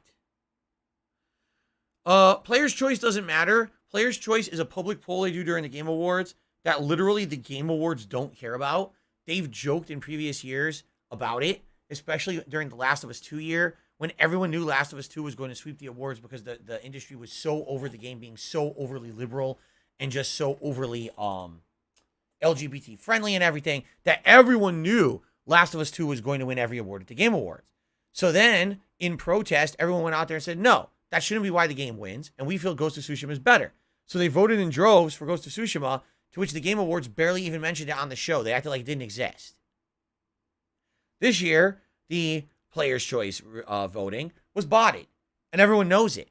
Because overnight, the votes went from actual legit games to, it was fucking Genshin Impact winning by like a bajillion votes. Okay? Genshin Impact is not even out this year. Genshin Impact is a game from years ago. What the fuck are they talking about? It's not a new release. How could it be game of the fucking year? That's what I mean. They don't care about viewer's choice. They think player's choice, viewer's choice is a joke. They have it there to shut people up who say that the official awards aren't real because they don't like journalists. So they have their own, and then people block the fuck out of it anyway, so none of it matters. So no one cares. Okay. I certainly don't care. I don't care. So, someone tipped me $1, says, you said a week ago, low support meant you would drop Warzone 2. Wrong. All right, I'm going to say bullshit because I'm tired of people putting words in my mouth because you're a fucking liar. Here's what I said. I said, you guys have been asking me for Warzone 2 for a month now. If I play it, I'm looking for signs of success. That means good attendance, good engagement, and yes, support. Not just fucking making money.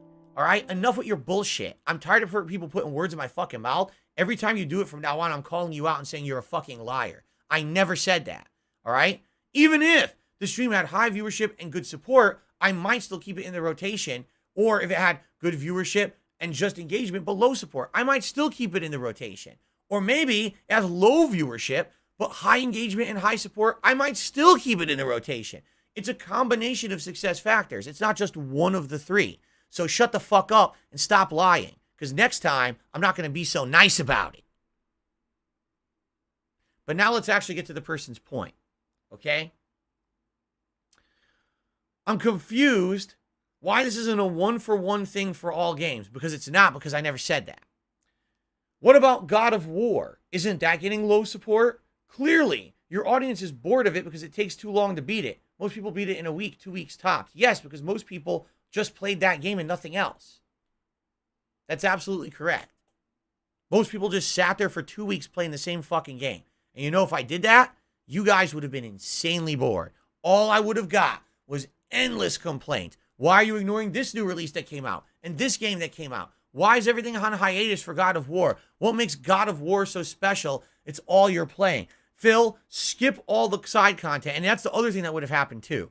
If people had said that and said, oh, just play God of War, then it would have been like, well, that's fine, but only do the story. Skip all meaningful side content, because if you play it, the game's going to be too long. You see?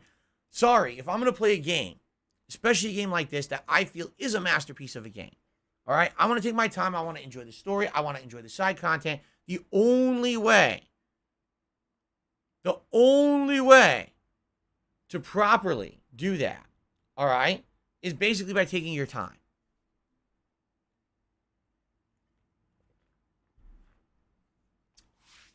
If I turbo through the game, I'm not doing it justice. And you guys come here for honesty. You don't guys come here. You don't come here to see me turbo through a playthrough for $1. You don't. Those days where I used to be Mr. Play the Game Quick, day one views, those days are massively done. That's why I don't do midnight releases anymore. What's the point? Right? You're here along for a journey with me. And it's all about that. It's about the journey. It's about enjoyment of games. It's not about money, views. Hasn't been for a very long time, okay? A lot of people don't want to admit that. They want to act like it is because they don't like me. Fuck those people. It's time to stop listening to the idiots. It's time to phase out the white noise from the dunces out there who don't understand the fact that because I operate differently from these other people who are only out for money, okay? Don't you think that if I did all those practices of these other people who did it differently, that probably I'd be making more money? I probably would be, but I'm not like them, okay? So, understand something, all right? God of War is a game that I'm absolutely loving. Yes, I know it's not for everyone, okay? But for those who are enjoying it, thank you for being along for that magical ride that it's been, because it really has been a really awesome experience. We had some really awesome gameplay yesterday of the story advancement. I'm very much looking forward to more when I play it again in a few days on Sunday. You know, it's a great playthrough. And people understand that. And they're going to be there, and they're going to be a little patient, and they're going to be along for the ride if they like that. Not a lot of people have been. And there's nothing I can do about that. The same exact thing happened in 2018. Did I drop God of War in 2018? No, it was my game of the fucking year. So if in 4 years, you haven't figured out how I operate yet, I don't think the problem is with me. The problem is with you. Because you said in your tip, oh, it's all about money. It's not, stupid. It's time to stop listening to the idiots out there who say that and start actually like being on the streams and listening and being self-aware of what's going on around here, rather than listening to assholes who are out there to just fucking besmirch my name every day. All right? Enough with the stupidity. Because why do I have to even answer a dumb question where it has qualifying characteristics that are just factually fucking wrong because you don't watch the content, you listen to the idiots. All right? Here's what you do. Turn off the idiots who have agendas and watch the content, or don't. But don't come here with preconceived notions of who I am and why I play games and then be fucking wrong. You look like an asshole. You act like a Grinch. You're worse than Scrooge. Get the fuck out of here and get a big lump of coal in your goddamn stocking for Christmas, you holly jolly motherfucker.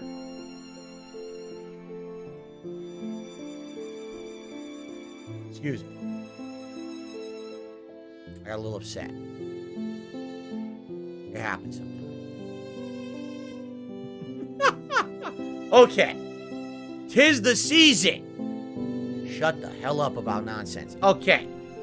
All right, guys, we got a little bit of extra time.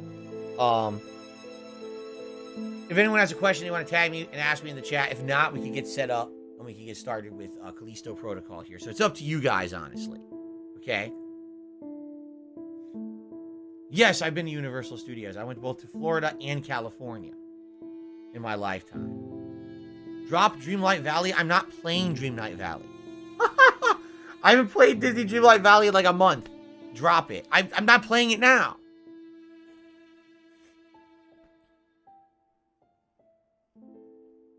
Eternal, I have no idea what you're talking about. No, I'm not doing any Cabedons this morning. Sorry. No Cabedons. Sorry about that. I refuse. Cabedon.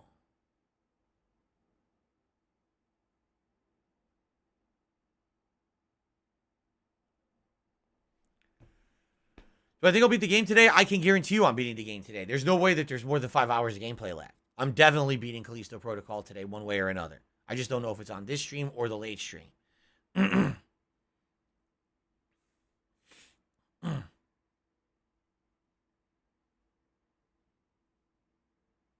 Anything on my Christmas wish list for Santa? Honestly, here's what I would like the most for Christmas, okay? I would like to have a really fun, really chill, interesting Christmas marathon with you guys on Friday. I'd like to have a no problems King of Christmas sim tournament on Saturday. I'd like to have a really nice dinner, Christmas Eve dinner with my wife Saturday night. And I'd like to have a really relaxing and just fun family day of Christmas with my family that Sunday. That's all I'm asking. I'm not asking for a single gift.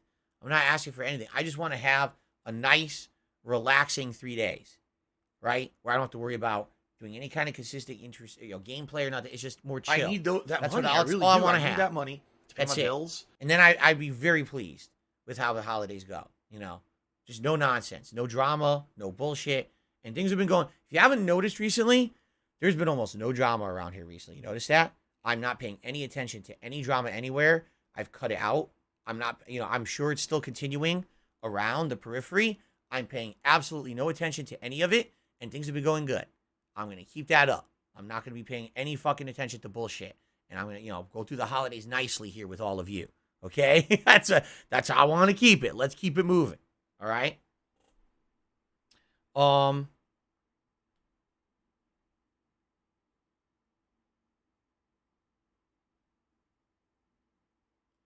This is wrong too. Again, now I'm just not going to address this person anymore. I'm going to read this one more time and then I'm done with this person. Just listen to this. I'm just going to read it word for word. You tell me what's wrong with the statement. Okay, you ready? Here we go. Dollar tip comes in. The point is other creators play a variety of games, but they'll concentrate on one and get it done. How do you play a variety of games but concentrate on one? Contradictory statement. People don't want to see you play God of War twice a week. So Instead, if you're going to be an play asshole, something you're gonna be boring, treated like an like asshole. You're going to be Pokemon, shown the because door. it brings in more money. Does that even make sense? They don't want to see you play God of War twice a week. Oh, so I should play something different. But they don't want to see you play Pokemon. But then you play Pokemon because it brings in money. So is that a complaint? Why am I even bothering with this shit anymore? Right? What? Seriously, what does this even mean? There's not even anything in there. And these people are so up their own ass about me. They think this is like well, he's not addressing my valid criticism. You didn't even say anything. All you did was you threw $1 at me to whine about nothing. It doesn't even make sense. And this is the people who don't like me. It's like, what are you talking about? Like, if you have a point, try to make it. You're not even making a point anymore. I've had enough of your baloney. All right? Do yourself a favor. All right? Send all of your baloney over to Mr. Meisterburger. Let him have the baloney. I don't want your baloney. All right? Okay. All right. Ramrod, I'm good to see you here. He says, I beat Callisto last night, and I could be here for your conclusion live stream. Sounds good. Cool.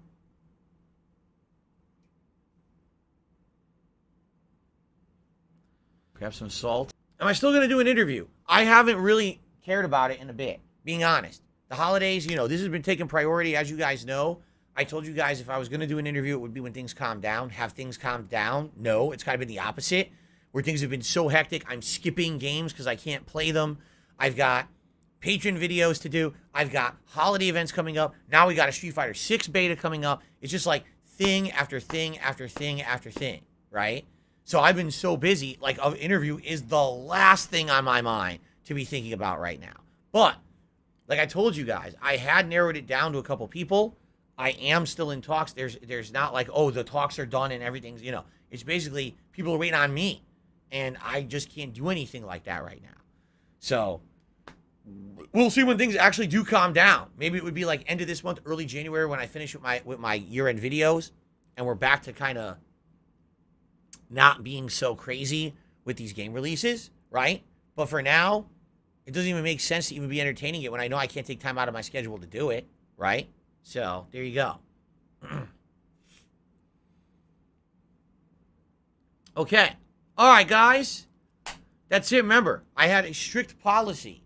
12:30 p.m. Pacific time. I'm wrapping up with the Level 1 podcast so that we can move on to gameplay. I told you guys I was going to start doing this, and you guys keep throwing questions my way. I gotta cut it off because I got too many complaints over this year. I let this podcast get out of control. Late, so we're just going to say, whoop, we're going to put an end to it now. All right? If you got questions, other things you want to talk about, feel free to try to toss them my way. During the course of today's stream. All right? But let's end it, and let's get set up here for the conclusion of Callisto Protocol. All right? Thanks to those who have chilled and supported the stream so far. I'm very curious to see how Callisto Protocol ends. If we have time to review it or not, I don't know.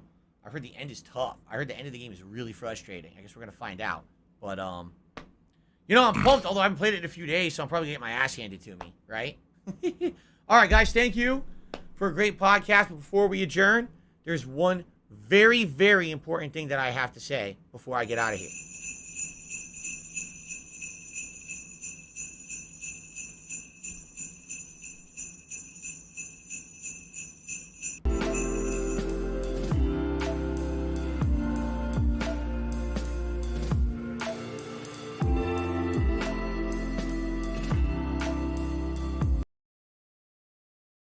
What do I do? Super fucking scrubby.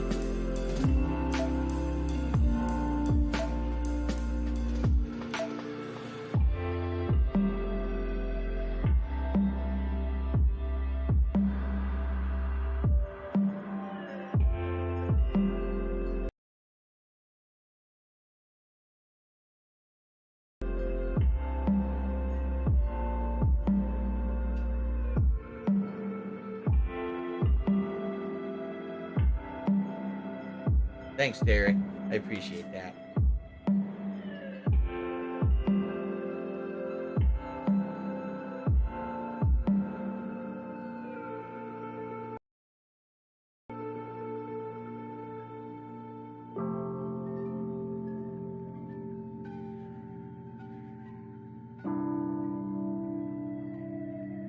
I need that money. I really do. I need that money to pay my bills. Will we complete the Callisto Protocol here on my first gameplay stream today?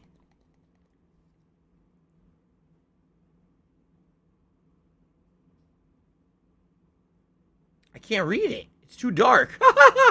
Shit. If I could get down on my hands and knees and say thank you and It still be on says- camera, I would do it. Hazy, try again. I can't even, you're such low light in here, I can't even read the 8-ball. Let's try one more time.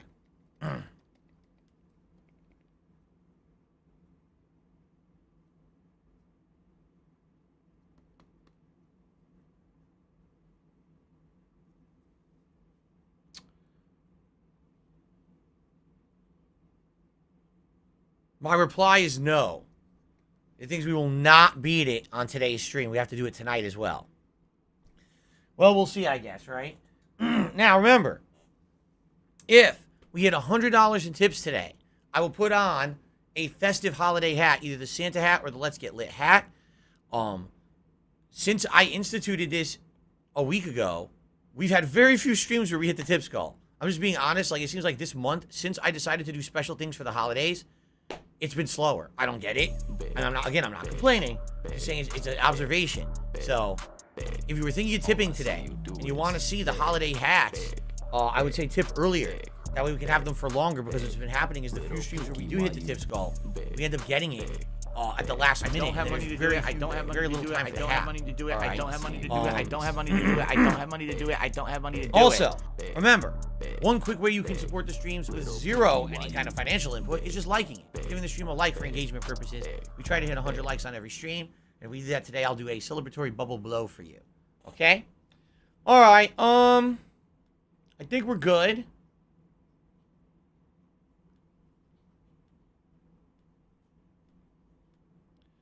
Go ahead and let's see. I don't know. What do you guys think? You think I'll beat it on the stream or not? I don't know. Darth Gallbox says, how's it going? Can't wait to see you beat Callisto, and there's not much left. I don't know who to believe. People last stream were like, oh, you might beat it last stream. And I was like, I don't think so, man. I don't think there's a chance I'm beating it, and of course I didn't.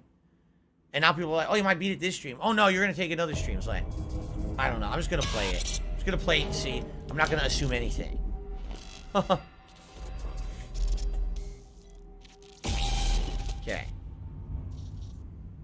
Does Jasper get scared by horror games? No.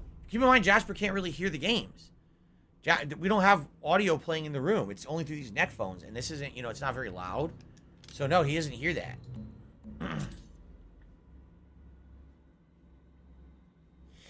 All right. Let's do this. What the? Did you see that? She like ran up.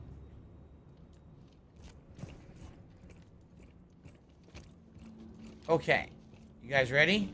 Let's resume. All right, everyone. Well, ladies and gentlemen, and everyone else in between, welcome back to the Callisto Protocol. Last time around, we had a hell of a time, didn't we? We had a pretty insanely annoying, over-the-top boss fight. Right? Let's be honest here. It was pretty difficult. And it drove me nuts. By the way, I'm just going to get rid of this hand cannon ammo because we don't use it anymore, right? I could use the inventory space. And it was crazy. It was in a really confined area. It was incredibly annoying, right? And I'm glad I got it done. At the same time, man, it was frustrating. And I wish that they had improved that situation where at least either the control was a little better, or maybe they had forewarned you the fight was coming, so you could have been ready for it and had ammo, because I had no ammo. If I had known, I probably would have spent a lot of money on ammo, right, in order to load up everything and been ready. I just wasn't ready for it. But we're past it now, okay? We're past it. We're good to go. And we're going to continue on with the game here in the settlement, the village, whatever you want to call it, all right? So Danny's here. We just grabbed a little item over there. We had come from over here, if you remember. And we're going to go through here and see what's next. I don't know what's next. I actually don't know how close we are to the end of the game. Some people were telling me we're, like, right at the end. And others are like, nah, you still got, like, another chapter or two. I don't know who to believe. So we're just going to continue on and see. She's going that way. We haven't been in here yet, have we? I don't think so.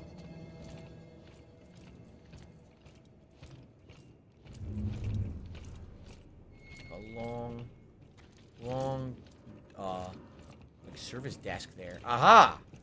An energy converter to cell, just sitting there. There you go. So I guess there will be another vendor at some point. I thought we were nearing the end of the game. Maybe there wouldn't be. But I guess there will be another vendor before the end of the game since we just found more stuff to sell. So there you go.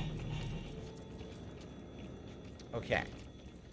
So basically, Darth Gallbach has beaten the game. He says basically it depends on how the end of the game goes. If I don't have too much hard time with that, with like the finale, the final boss, I should be able to beat it in this session. If not, if it's a tough thing, then I might need some more time. Oh, shit. I guess we'll see.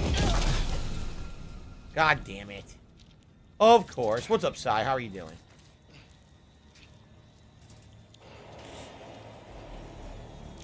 Of course this just happened. Right? So now we gotta creep around. We gotta be super quiet. Okay? Yeah. Damn walkway collapsed. The way to the surface is on the other side of the colony. Just keep moving and I'll meet you there. Great. Well, you know what to do. It's time to creep.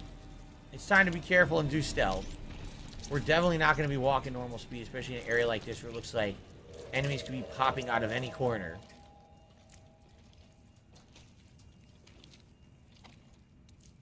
Nothing in there. Doesn't look like it. Nope. Everything's blocked. We got a vendor here. Perhaps we have some items. We do. We got some credits and some ammo. Not bad. Any other items in here? Or just the vendor? Looks like just the vendor. Might as well sell, although I don't think we're going to have much, right? Yeah, we'll sell this. And we sell this. And I'll sell the regular hand cannon ammo because we're not going to use it anymore. I just know we're not. Riot gun ammo. 7 bullets, 45 and 3. Okay. We have 1,400. So the question is, end game upgrades, right? What do we want to upgrade here at the end of the game? If we upgrade the skunk, we can do an extra stability upgrade. I don't honestly think that's a big deal. So I think we're going to skip that. If we upgrade the riot gun, we can get more ammo before we have to reload. That could be pretty useful. If we take a look at the... We could craft the pistol, but I never even made it. Like, I never even bothered making it. If we make it, then we could actually do a damage upgrade, and it becomes magnum rounds. After that, we're out. We don't have enough money. Or we could do a magnum round damage upgrade for the assault rifle if I sell something to have enough money to do it, right? Blah blah blah blah blah blah blah blah. It's a really tough blah blah call. blah blah blah blah. Here's our ammo. That's for the handgun I'm not using. Do you think if I make this handgun that I get an achievement for it? You know what? I'm gonna do it. Notify the administrator with any concerns. So this is essentially the Magnum. Okay. No? No achievement for that. Shit. I was really hoping there'd be an achievement for it. To have, like, one of every weapon. You see? Well, it is... Well, now we have every weapon, at least. We got everyone in the game. I guess I'll just save my money. I probably will. I'll probably just save my money for now. Or maybe I'll do a baton upgrade. See, there's no way we're ever going to get that. Blocking counter. Nah. No. Alright, we'll just save it up. The tactical is bad. Oh, yeah. There it is. Here it is. This is the tactical. They actually gave me ammo for it. 10 bullets. Huh. Guess we could try it. It probably sucks, though. No, the struggler, they have not explained fully what's going on. What we do know is that whatever this is happening to everyone mutating was present on this moon. They had been mining almost 100 years ago, and they mined very deeply, and they found it. And then it started infecting the people, and that's when this colony got overrun originally. And then, basically, I need to find somewhere to throw this guy. Alright, I can make noise, I guess.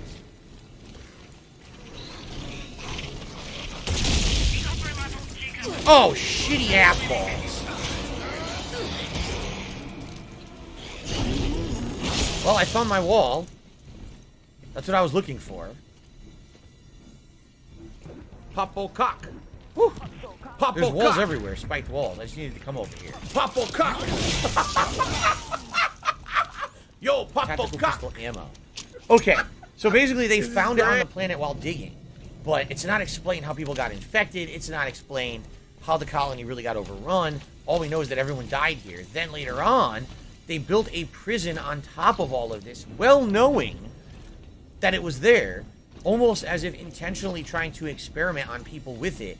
And that's kind of the vibe that we've got from this cult.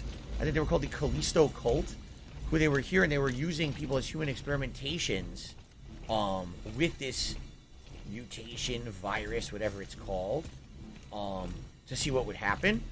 And we've already seen some research being done in labs and the like on these people trying to figure out, you know, how the mutations affect them.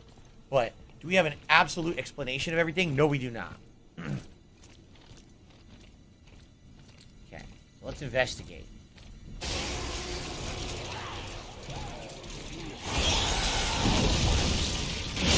Shut up.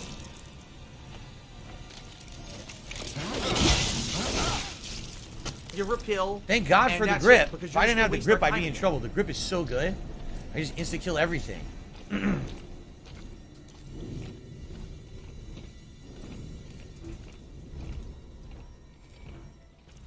All these rooms are empty, huh? I don't see anything in Grow them.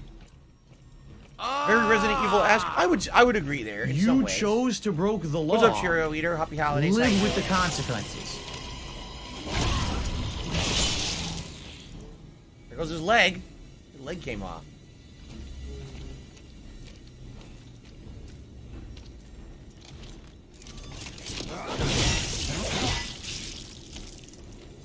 Health.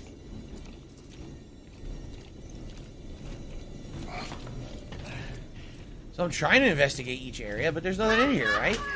Every area I go to, there's nothing in it. Happy holidays. Impale the tentacle baddie.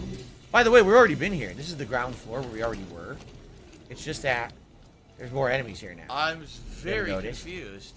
So they basically kind of reused the same area we were already at. Happy holidays to you. Happy holidays. Oh, happy holidays. Business related, I still What are my other favorite sci-fi games? Definitely Dead Space. Definitely Mass Effect Trilogy. My last shot. Prey from a few years ago. Remember that? That one was really good. 2017. That was a good one. What I think of the game soundtrack? It's scary. It's cinematic and scary, like a horror movie. It's to be expected from this style of game, right? So what am I doing? I guess I'm trying to figure out how I...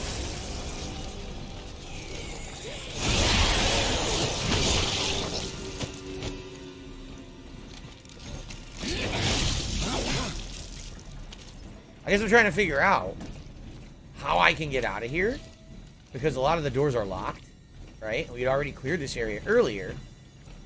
So I guess we got to just go through the only logical way is this door right here. That's where I came from. So... how do I get out of here? This way, maybe? Oh, this is new, no? Well, shit, I can't go up any further. Does the game now have multiple suits? No. No. Originally, you had no suit. You were a prisoner, and all you had was a prisoner outfit on. And as soon as you got this suit, this is your only suit for the whole game. What do I do? There's got to be a way up that I'm missing. Something that I'm not seeing or I'm not remembering. Oh, maybe the ladder right here? Aha. Okay. Alien Isolation, of course. Oh, shit, there's a lot. What the fuck, face?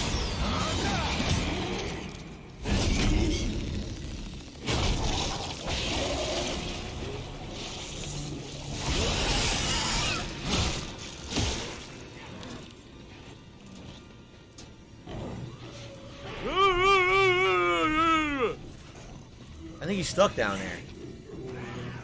Yeah, I tossed him down. Oh.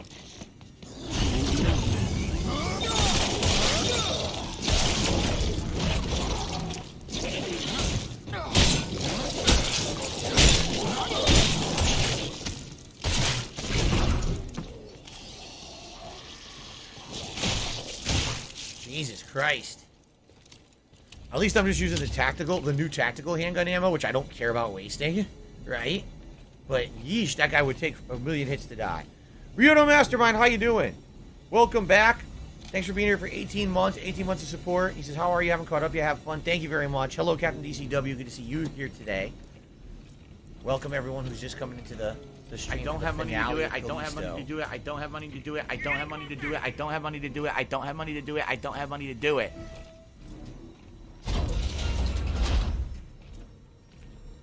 Happy holidays. Happy holidays.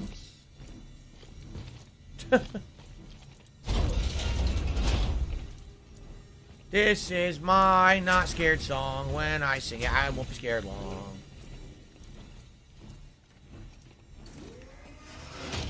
Through here. Can someone please Huh. shut up this dude who's being a moron? That wasn't so bad. Meow.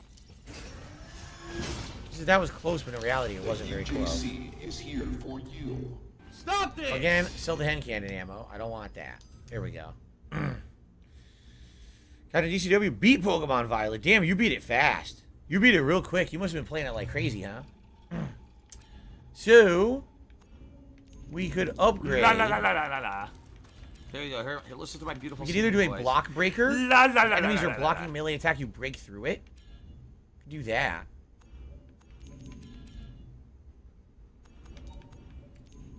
I might get that. I think I might do that. That sounds pretty good, I think. Yeah. Let's do the Feel block your breaker. levels rising. Now if the enemy tries to block it, you know, it'll break right through and still hit him with a melee combo. Sounds good. No, I did not play any Prey DLCs. I only played the base game. Whee. Yes, my Prey playthrough from 2017 was quite good. I really liked the game more than a lot of other people did. I don't know why some people hated on it. I thought it was a pretty good game. All right, this is a new area, right? It's freezing. Can't believe people live down here. Yeah, well, didn't have much of a choice. Some still don't. She's going that way. Just make sure we don't miss anything here. Frozen cell. What's that?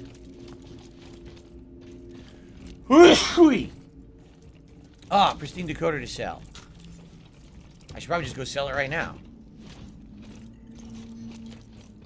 Any other items in the rooms before we move on? I heard an enemy roaring, but I don't think it's actually going to affect us. I should probably just sell it now.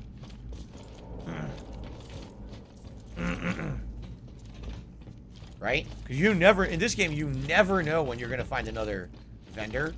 So whenever you find something you can do right away, just do it right away. Choose an item. There we go.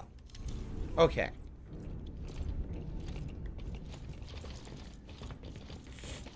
Yeah, I've been seizing a lot today. I don't know why it's bothering me. And it makes my stupid post-nasal drip go into effect, though. Apologies in advance. It's quite annoying.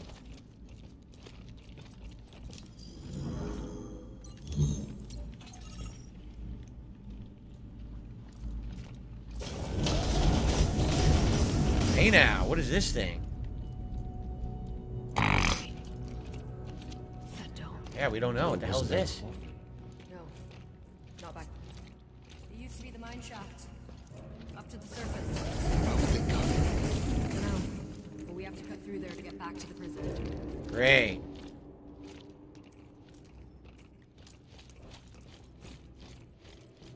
I'm sure there'll be absolutely no problems. Look at these specimens they have in here. Look. Specimens. What the fuck is that?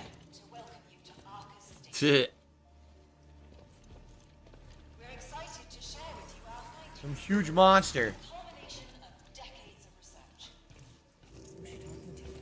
Not us. I'm gonna download what I can from here. Meet you inside the dome.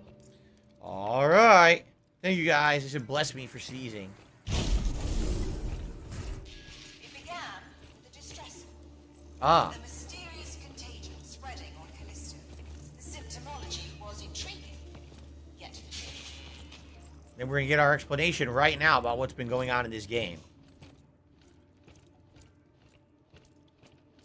Some kind of a plant, but it's not. It's actually an organism, like a... A form of accelerated evolution similar to what was discovered at Paramo. Huh. If we could understand the disease, we could re-engineer it to unlock the secret of the Paramo effect. Strange Plains 24 did a $5 super chat saying, Review Tech USA rage quit at the basement. Said the game was terrible. Personally, I think the game is good, but obviously not as good as Dead Space. Yeah, anyone who rage quit like that is a fucking idiot, a sissy. Like really, if you can't play a game just because it's a little different from the standard what you would expect from survival horror, a little bit tougher. You probably shouldn't be playing games for the internet. I'm just saying. Like, you should at least have an iota of, like, credibility. And there is literally, unless you're, maybe I can see if you're halfway through this game, you're finally getting to the bosses, then I could see some people starting to rage quit. Rage quitting early on in this game is such a laughable fucking joke, and a lot of content creators did, and I think it really proves their mettle, doesn't it? It proves the kind of content creators they are. They'd rather meme at raging at the game saying it sucks rather than actually try to play it, because they suck. So fuck them.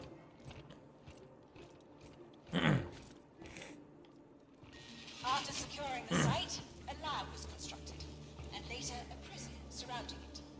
A research base with a readily available pool of test subjects. That's why Black Iron was built. Yep. It's all been some kind of an experiment. The prison was always an experiment to see what would happen with these creatures on, or this infection on the planet affecting the prisoners. It's pretty fucked up. After decades of searching, the prize is finally within our grasp. The source, where it all began. A bold, new chapter for our project. Oh yeah. It went really well, as you can see. Well, there's gonna be a checkpoint. I want to blow my nose before I go in here, because I did sneeze and my nose is running. I just want to fix that quick, and then we'll continue here. Ugh.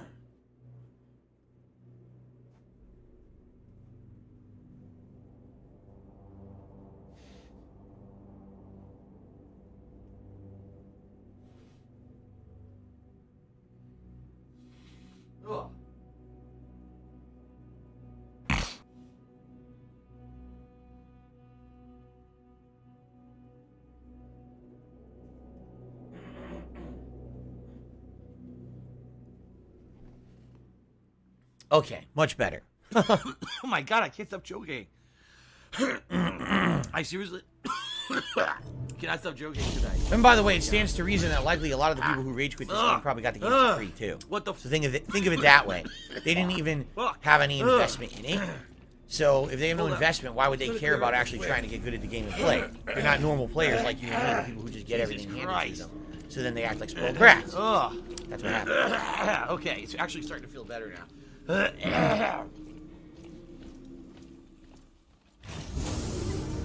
Holy shit. What is that? An alien life form, released by the miners when they broke through to Callisto's subsurface ocean. It was dead by the time we arrived, killed by security forces. So it was alive at one point. Inside the carcass, we found thousands of larvae, primary disease vectors in biophage pathogen. We collected specimens and transported them to our central lab on Europa. The pathogen acted as an evolutionary accelerant, mutating the colonists into little more than mindless brutes. Wow. Save for one, the so-called Subject Zero. Somehow able to reap the benefits of the contagion, greater strength, endurance, and longevity, while preserving their intellect and humanity. Though killed by security forces during the outbreak, the body was transported to the Black Eye lab, forming the basis of the original research program. God. Wow. No shit. Unfinished business. Go to hell. Yes, you can say. Things have changed. Oh no. I found the surface access door. I'm trying to open it. Whoa. Where's your friend? Didn't make it back? You think you can do what you Great. pay the price now?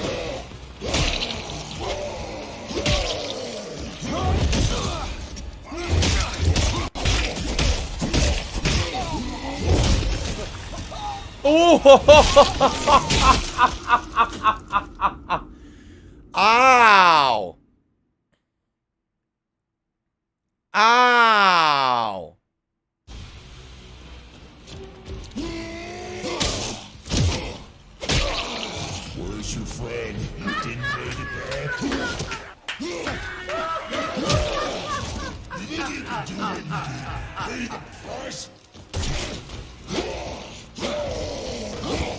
laugh sounds like ass.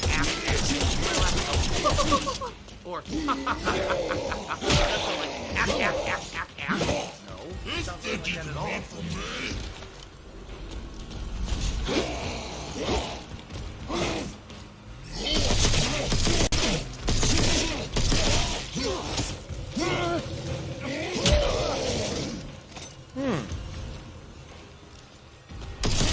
I missed completely.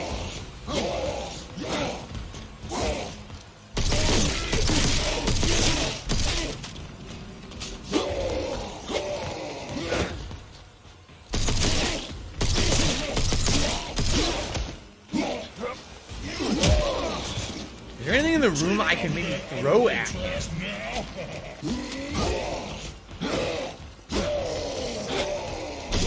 Oh shit, he punched 5 times.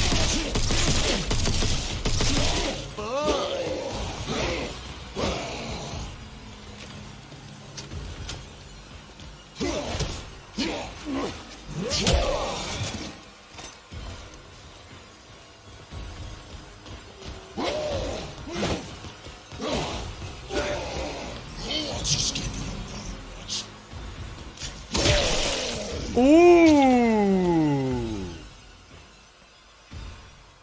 So I guess what we need to do is figure out what to do. Are we supposed to be shooting him? Is it a puzzle boss where there's a way to actually damage him that's not shooting him? Because we don't know yet. We got to try to figure this out. Okay? Strange Planes in another super chat. Says playing these games makes me think, what if the government's hiding some engineered super disease that can end civilization and we're an outbreak away? You never know, right? I don't know, man. Cracker Jack says it looks like a challenging game. Yeah, it looks like it's going to be something we got to figure out. I don't know what to do here. We're going to have to try to figure this out, right?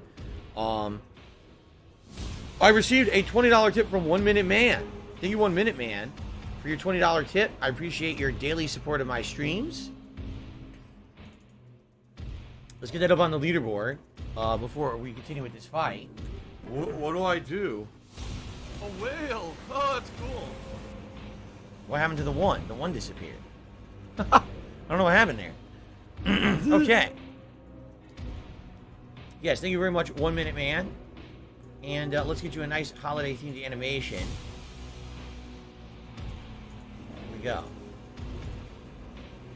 Cool. Alright. Well...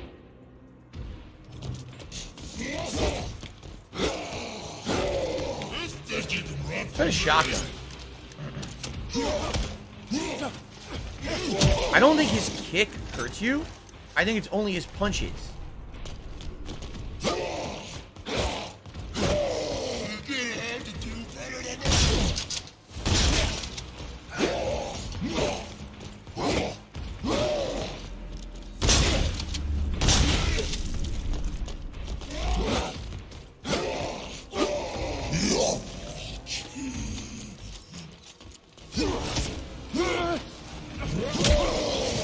There's no ammo in the room, which makes me feel like it's not supposed to be a fight you shoot him.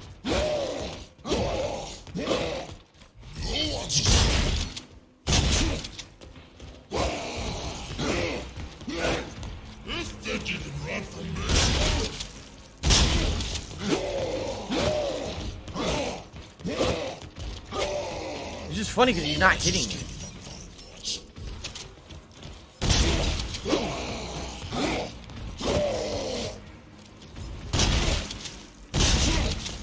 Couldn't it technically just be an ultimate stalemate? I could just dodge him forever. Right?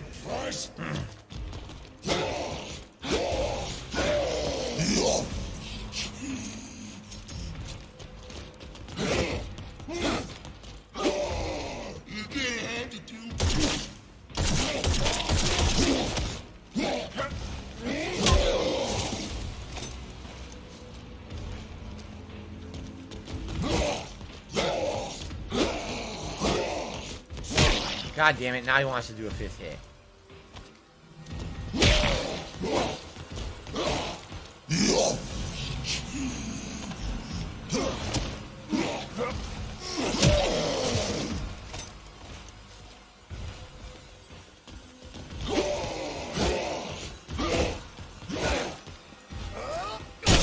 Okay.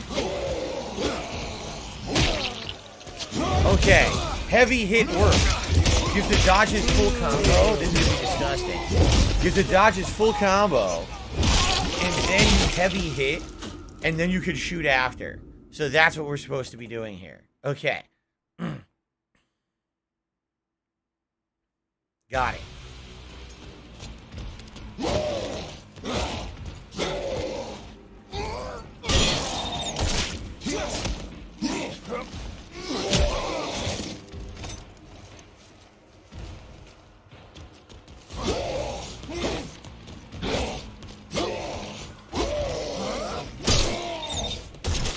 Missed.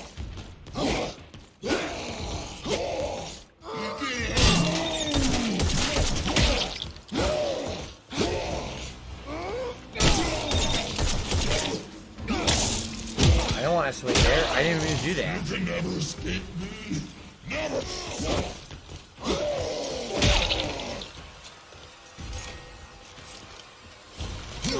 Not the gun I pulled out. I pulled out the shotgun. And it pulled out the assault rifle instead. Treated up to that outer trash now.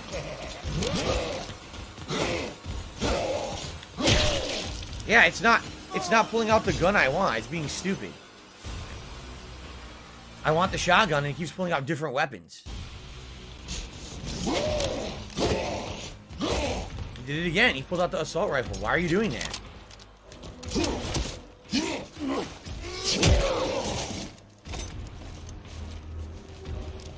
Okay, he's got it now.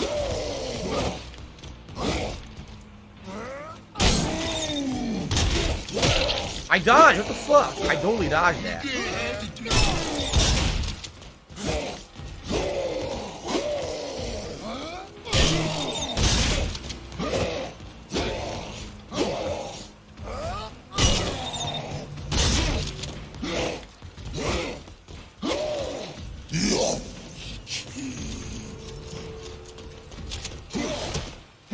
Okay.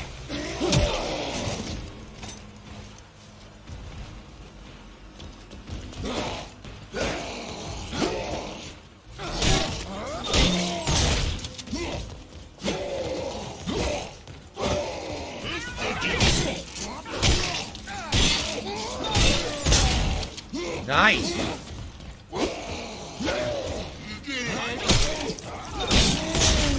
How did that whiff? I'm right point blank. Look who's here. Oh, nice. That worked.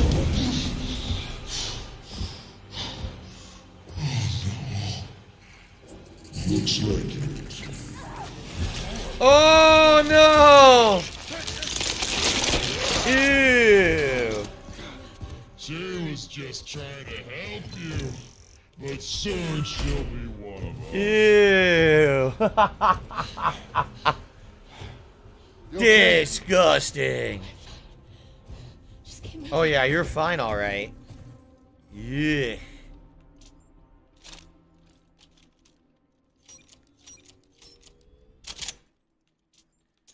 All right, so not too bad. We only used a couple shotgun shells, right? Ultimately, it wasn't that big of a deal.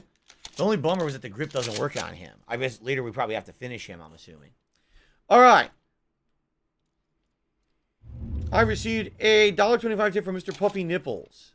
Says, oh, don't shoot him. You have to dodge and melee him. We're a little late for that. Already took care of him. He's done. Thank you for the tip. It's kind of weird the bullets don't do anything, right? You fill him with ammo and he's immune. You have to dodge and hit back and then he takes damage. What's up, Jade? How you doing? Welcome. Platform will take us up to the surface. Exit the colony on the funicular. What the hell's a funicular? The funicular of fun. Oh, yeah. The wild ride. Are you a functional retard? I have to ask. This way, Thanks, I guess Derek. we're doing it. I appreciate Whatever a that. funicular is. Oh, we made it. Danny? Yeah, she's fucked. Hey. Oh, shit. Okay, come on. Throw her off.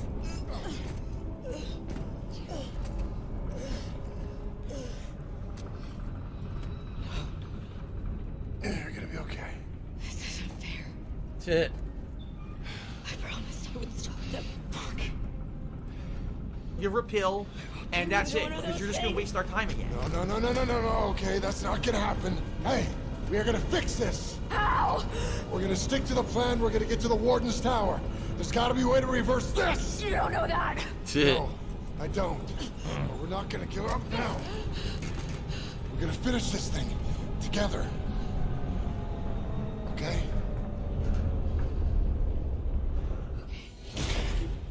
Come on. Come on. Up. Good? No. Does she look good? You're gonna need this. Okay. Okay, we're almost there. Jasper is great. Thanks for asking, Jade.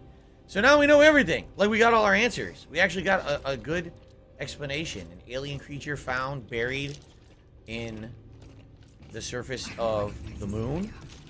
The alien creature was alive. They killed it, but it had larvae. The larva can be used to infect humans, and if it gets controlled, the larva can make superhumans. Although if left to run rampant, it basically just mutates everyone into uncontrollable killing machines, right? And so they use the prison as a mass experiment in order to figure out, how do you hone this? How do you turn people into living weapons? This is why I didn't want to use a healing item. I was curious if there'd be metagel, and there was.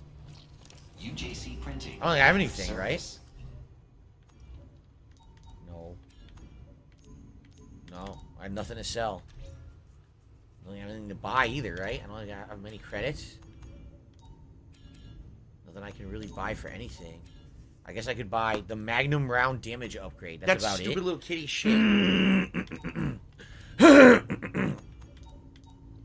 I really doubt I'm going to be getting enough for, like, this upgrade. You know? I'll save it for now.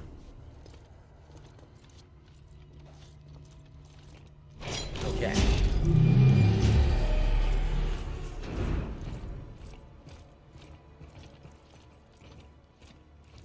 Dark as shit. Locked. Alright. Can't run right now for some reason. They're not letting me. I can crouch, but I can't run. That's weird.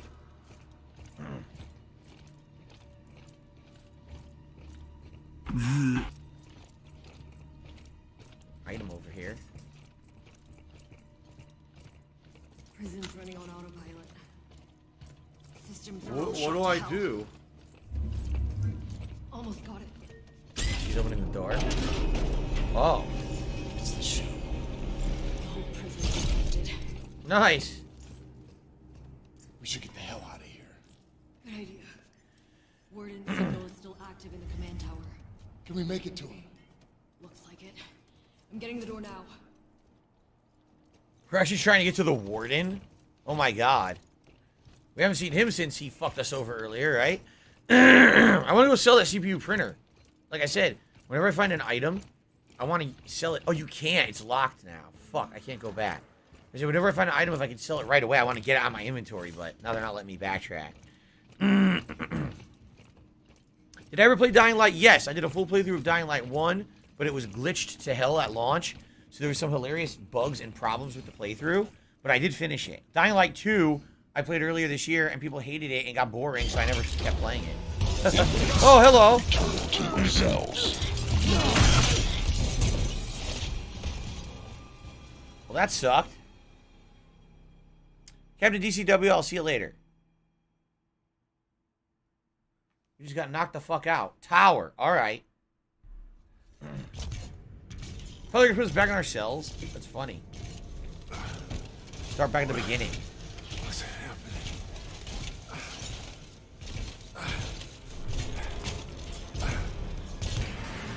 Wait. So I guess the Warden got back some semblance of control, right? And he got robots working again and everything. Achievement. Can you hear me? Full circle. Danny? Oh, you gotta be fucking kidding me. Right back where I started. What the hell am I supposed to do now? Find me. Waller? The doctor. There's not much time. I was able to reroute one of the security units.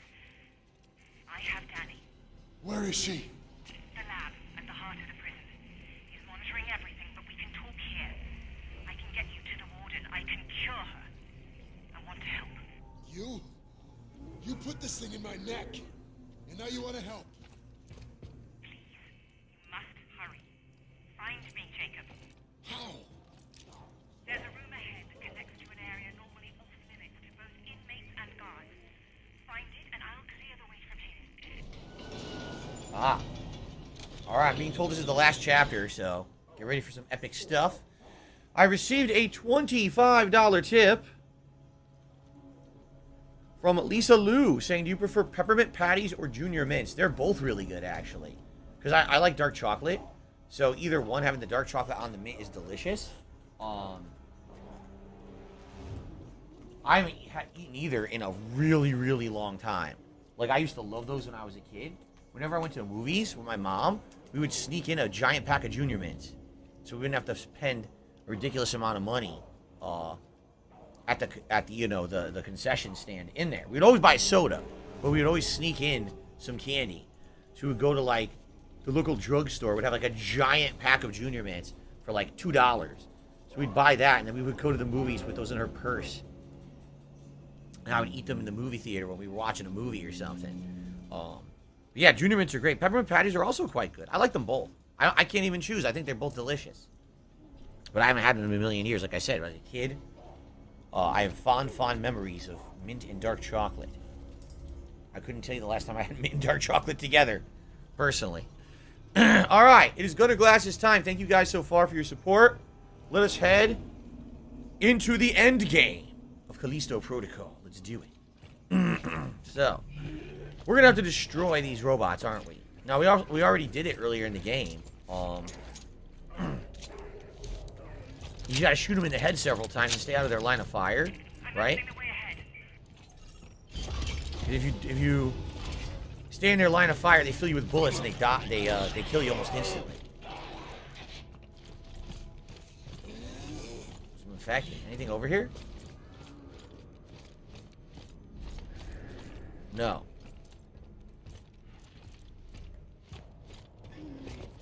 Wonder if we could throw things at the robots to break them too, because previously we didn't have the grip, but now maybe we could throw like a canister at it or something. I don't know. But previously all we did was shoot them with a bunch of headshots, and they would die. Okay. Security ward. Oh, they're all dead, of course. Look. The security area. Alright, give me some goodies. Oh, what the hell? It was in the box? Seriously, that fucking thing was in the box? There's nothing else in there. Oh my god, it was a complete trap. You fucking game. It was 100% trap. Wow.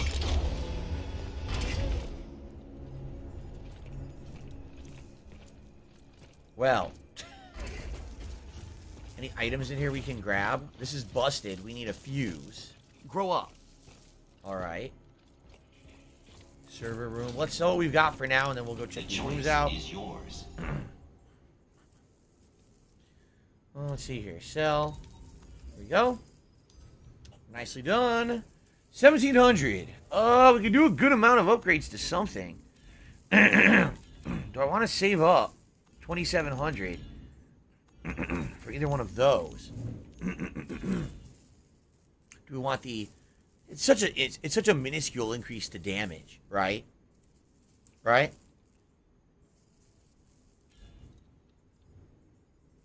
Stability, probably not worth it. We could upgrade the gun twice. We could do magnum round damage boost and then high capacity upgrade. After that, we're stuck, though. Yeah. We could upgrade high capacity upgrade for the shotgun.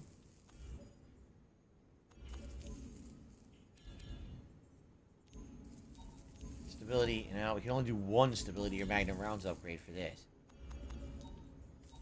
Oh man, I don't know. Maybe I'll just save. Maybe I'll save and try to get the maximum melee. More ammo the better, says Carlton Jr. You think so? Unit online. Forget the regular handgun. That thing's shit anyway. This is just stability. High capacity magazine for the shotgun.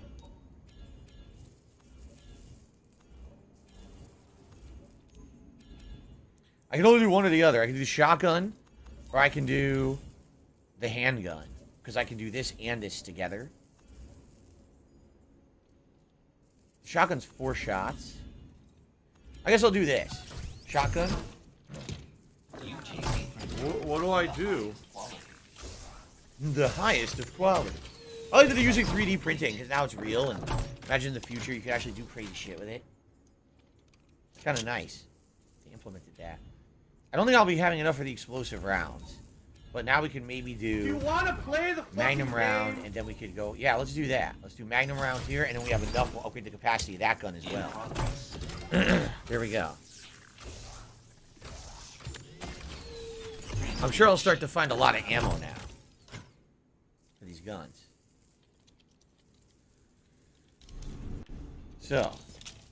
Reload.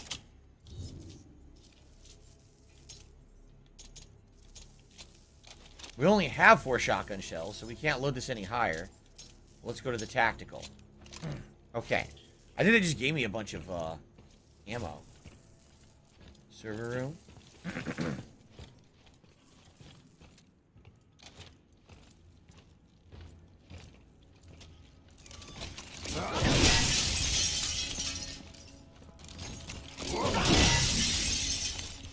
Skunk ammo. Excuse me, everyone. I sneezed a bunch today, which caused my postnasal drip to happen, and that's just no good. It means I'm gonna have gunk in my throat and sinuses all day, which really sucks, but can't do anything about it. It's a health condition.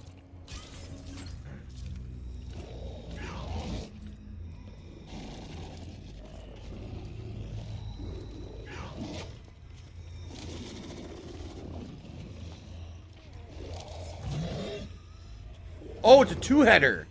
Oh, shit.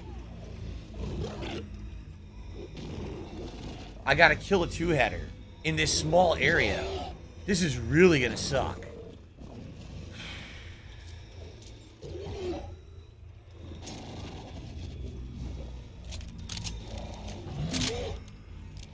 This is really gonna stink. You can't stealth them, of course. So I think... Okay, let me think about this. Right?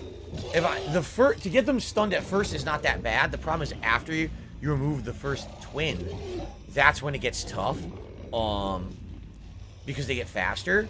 So I guess what I'll have to do is keep running in a circle around these servers. Right? Is it a circle I can run around? Around the outer edge? I think so. And if I have the assault rifle, how I killed the last one in the small area was that I kept shooting it in the head with the assault rifle, remember?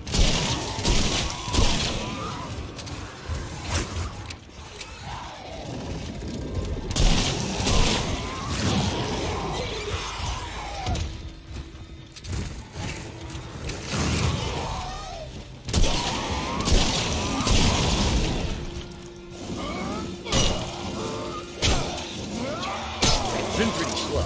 Not gonna lie. Kill it? The hell? Is it tougher?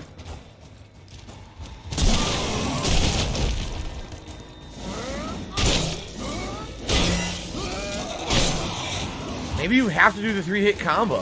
Because I'm doing the heavy attack. But I don't think it's working.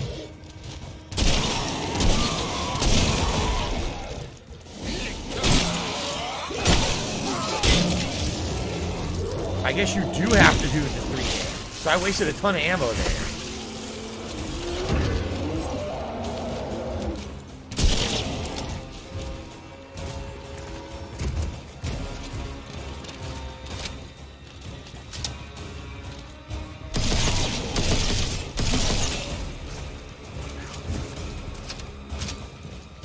Get some distance. I popped its head last time with a headshot.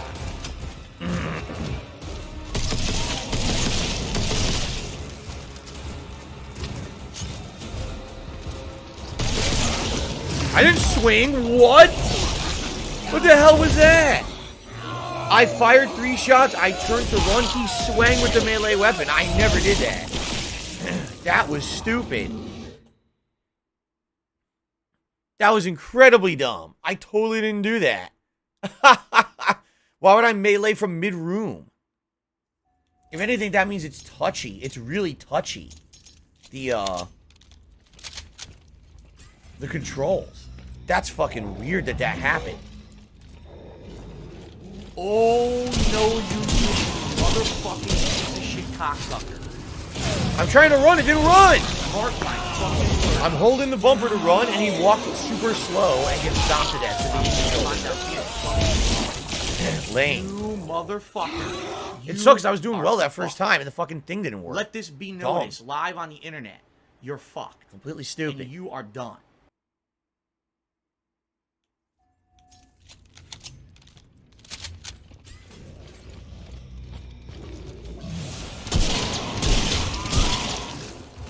Okay.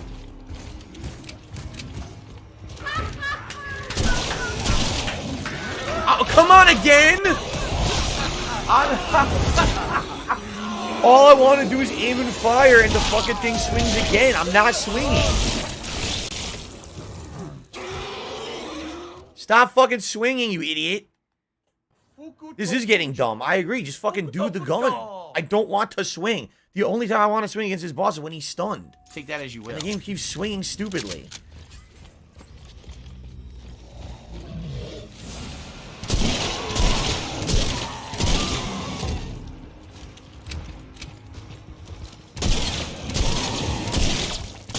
My laugh sounds like app. When I laugh, I go, or that sounds like app. Okay.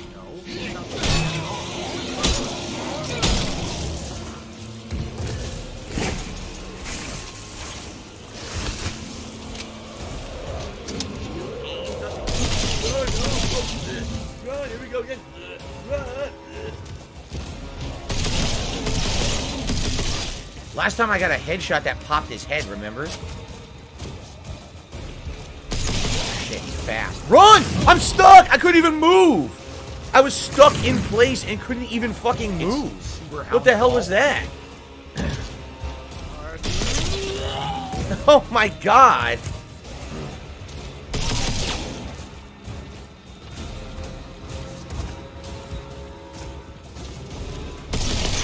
What do I do?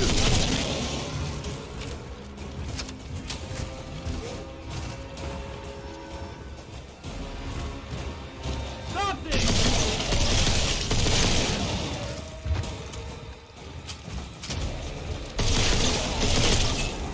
He's running.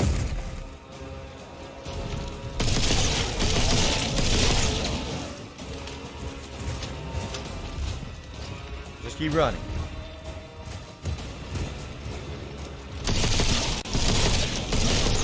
Jesus, does he have a fucking iron head?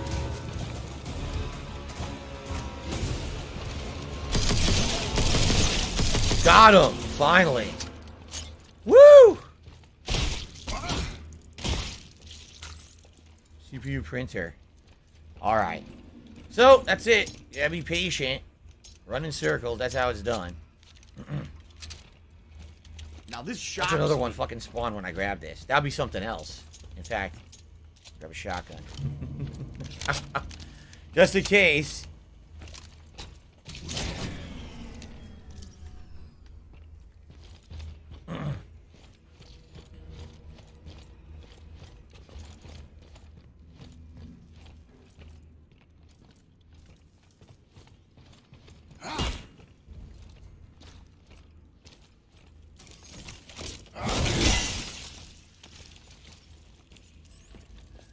Stuff over here that I hadn't grabbed before.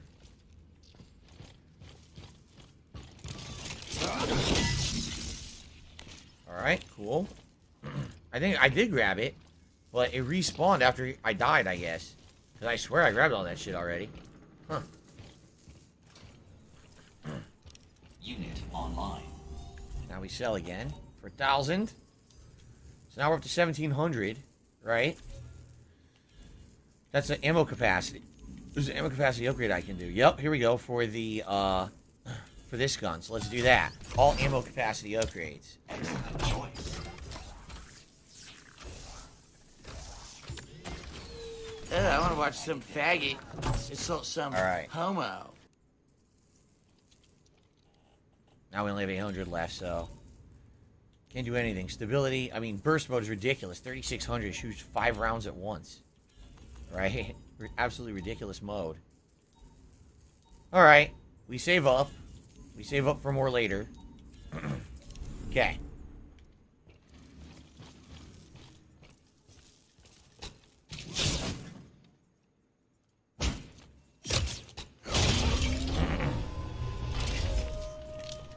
Tiger, tiger, 20 bullets now. Nice. Tiger, row.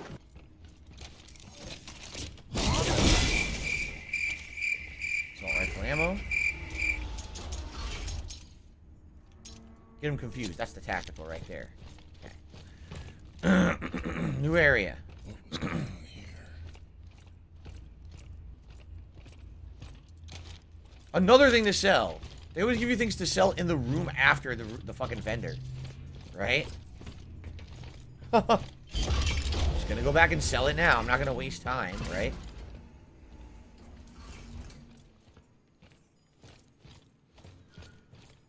Wait, where's the vendor? What the fuck? Where did it go? What the? Oh, it didn't load. You saw that, right? It hadn't loaded. Alright, so now we have 1800. Again, I'm not using the regular gun. It sucks. So we can do a stability upgrade for the skunk. If we want. We could do a stability upgrade for the tactical gun. We could do magnum rounds for the assault rifle, doubling its damage output. Or we could just save up and try to get one of these maximum upgrades. I think we will. Let's save up and try to get a maximum melee upgrade. Okay. Jade, we shall see. I don't know if I'm beating this on the stream today or not. If I beat this on the stream, then tonight, perhaps I will try to use those characters in Street Fighter tonight. But there's no guarantees we'll even get matches tonight, quite frankly. I don't know if the collection's going to work. Choice. Every choice in your life has led you here. This fuckhead again. To this place. This moment. But what choice will you make, Jacob? Will you remain as you are? What's in the box? What's in the box? Like something greater.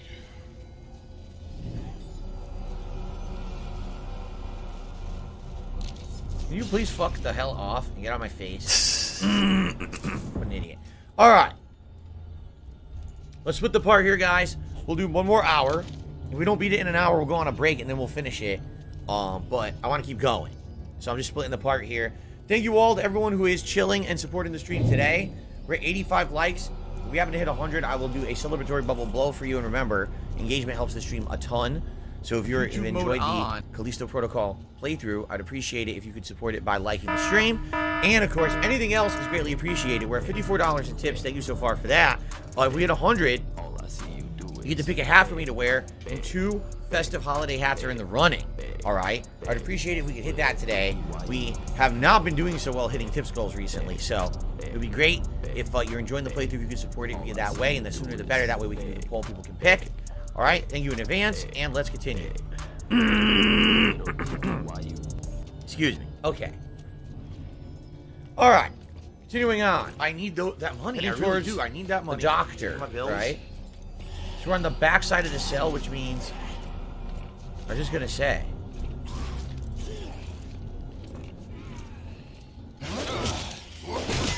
Nope, can't get that door open.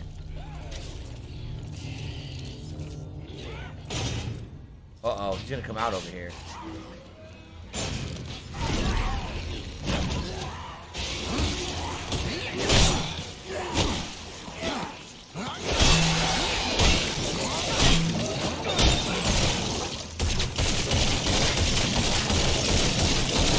Jesus fuck!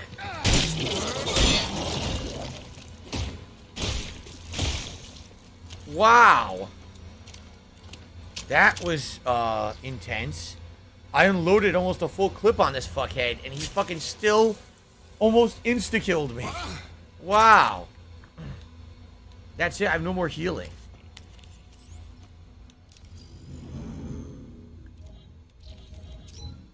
Observation log. Subject 324-980 exhibits an intriguing mix of characteristics, most notably an enhanced will to survive. Recommend extraction and induction into the program. Of course. Wouldn't like extraction and induction. I got fucked up.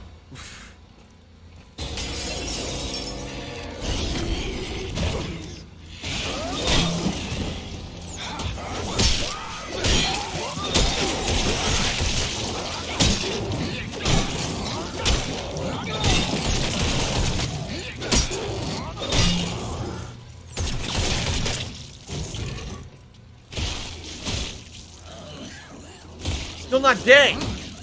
Fucking die. Die. Die. Die. Holy shit, Nuggets. Damn.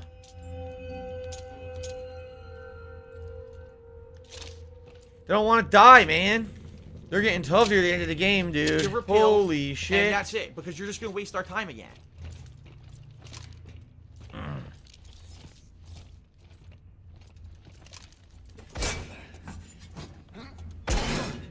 Here we go.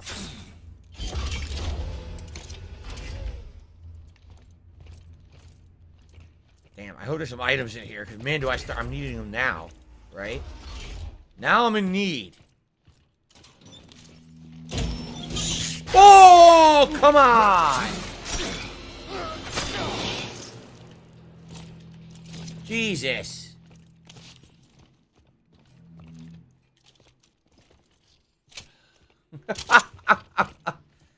You little shit.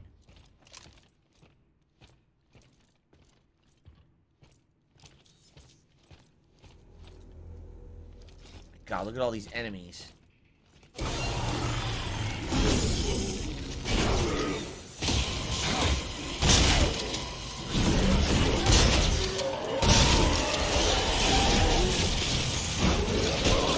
What the fuck? I'm not trying to melee. I didn't want to. I want to use the shotgun. It's frustrating because half the time I'm holding left trigger and I go to fire and he swings. And I don't know why that's happening. That's very frustrating. Well, now I know there's going to be a million enemies. So what I'm going to have to do is try to get them away from each other. Like pull one, right? Like pull one into an area, kill it, then kill the next, then kill the next. That's the only way I think I'm going to survive this.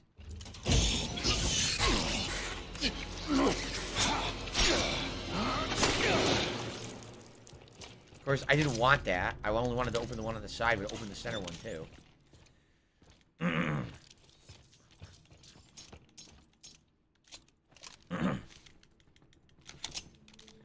There's also no spikes anymore, which is going to make it even harder, because I can grab them, but I can't throw them into anything that'll kill them.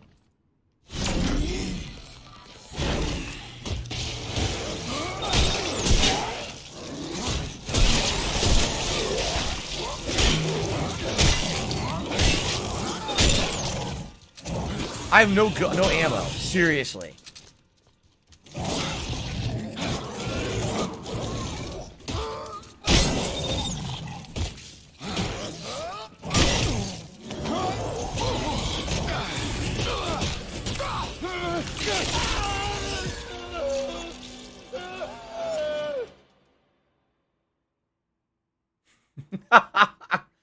I'm going to start using the heavy attacks. Fuck these light attacks. They're not doing shit. We're going to start using heavies now. We're going to dodge and heavy, over and over.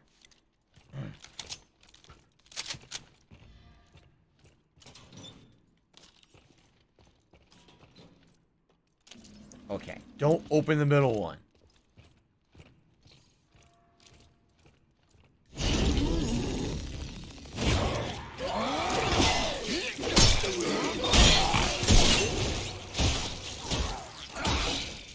Killed him. We killed him right away by doing that. Okay. Okay.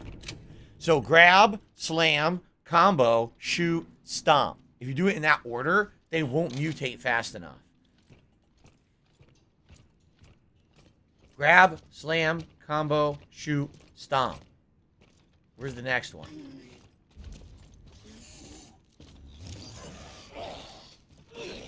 Ready? Grab. Slam. Combo. Shoot. Stomp. Stomp. Stomp. Stomp. Fuck you. It works perfectly. Okay. We gotta do that order.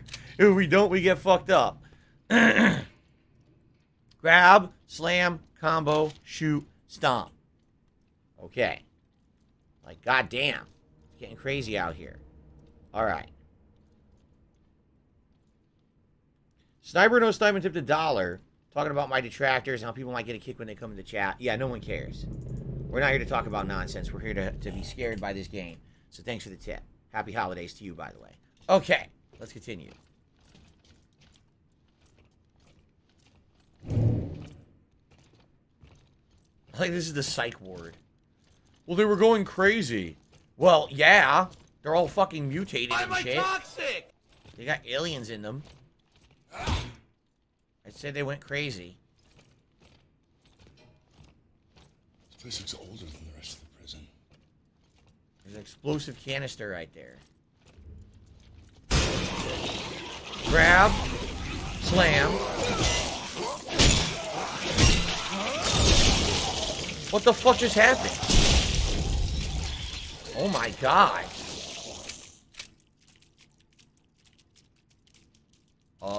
I don't know exactly what I was supposed to do there to avoid that, because it threw the exploding ones at me while I was fighting another one. There was no way to avoid that. So that was like guaranteed damage right there. Damn.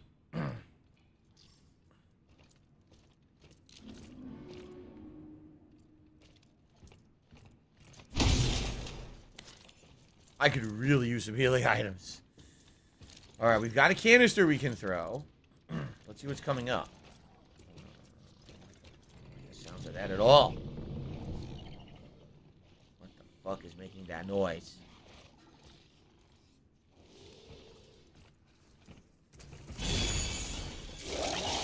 No, you don't!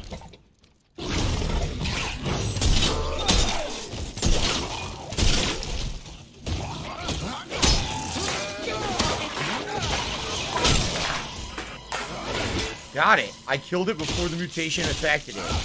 Nice. Close one, right? That was a close, intense one, but we got him before the mutation got him, made him tougher. Good shit. Woo! Are you a functional retard? I have to ask.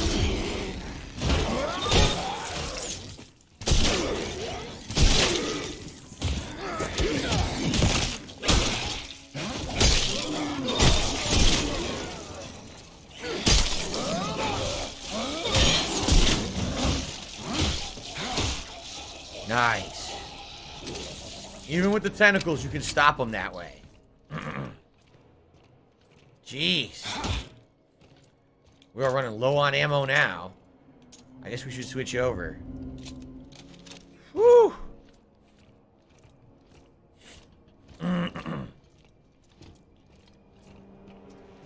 It's a hell of a game now, man.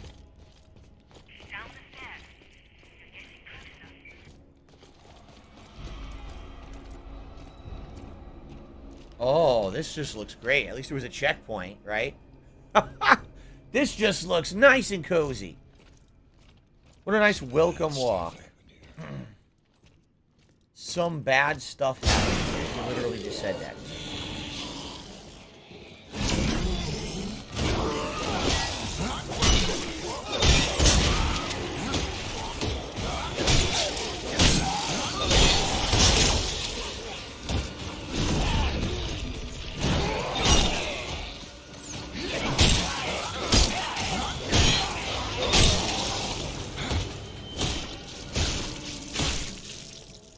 Jesus. Whew.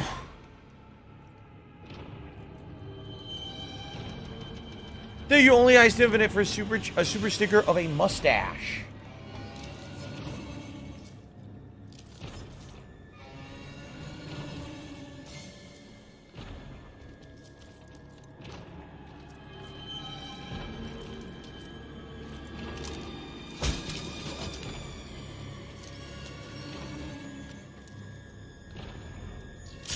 I will take the injection, please.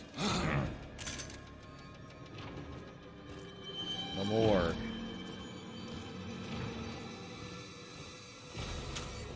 Sellable item.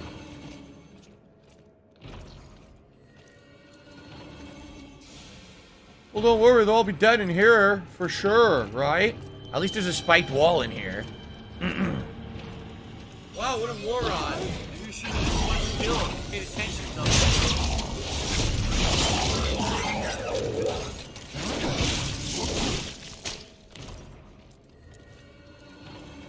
Okay. Not what I want. I want to switch to the skunk gun and reload it. Woo!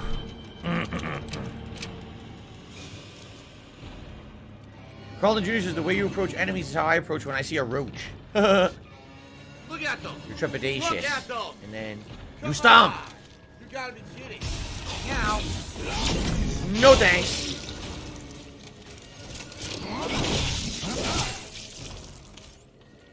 They keep giving me shitty hand cannon ammo. The hand cannon is the worst gun. I never upgraded it.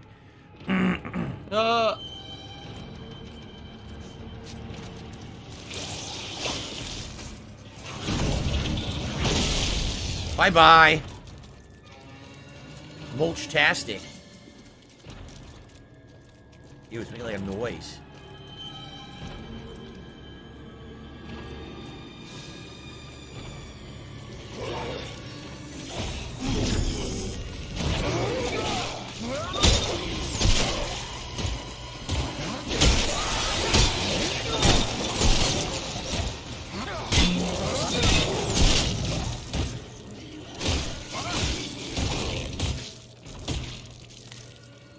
Christ. Stop giving me shitty hand cannon ammo.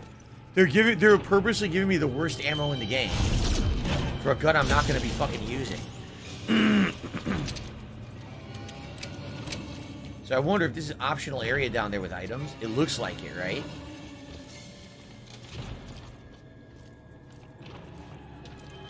This looks like the way they want me to go.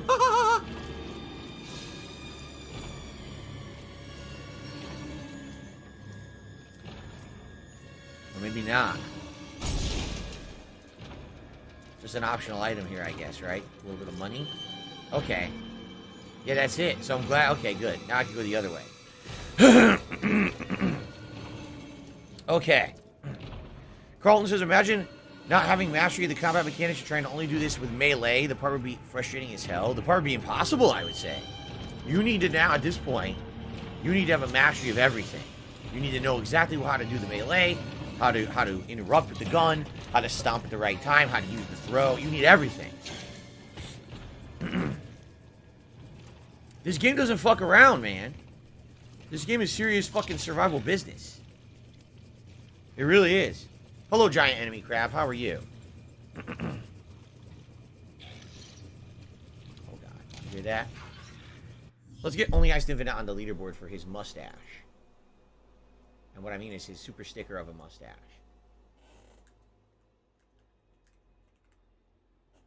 Thank you, Only Iced Infinite. Okay.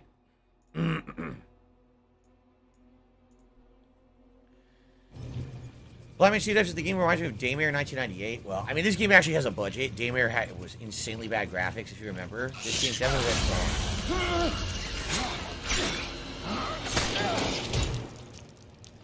This game definitely has better mechanics and graphics than Daymare did.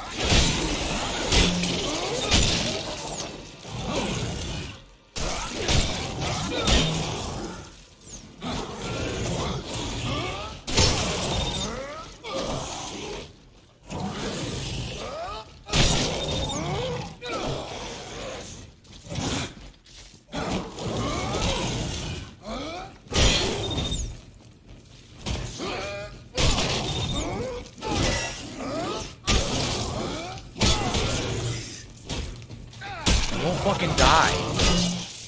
Did it finally fucking die? Jesus, dude. Oh my god, it wouldn't die. You saw how many times I hit it and I didn't have any ammo. This is ridiculous how many hits they take when they fully mutate. It's like, what am I gonna do? I don't have the ammo to kill them. Jeez. What's up, Hippie Gaming?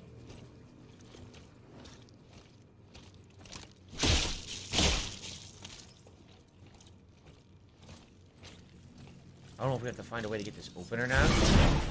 Looks like we go through here to continue. What's the other direction then, right? What do I do? Oh my god!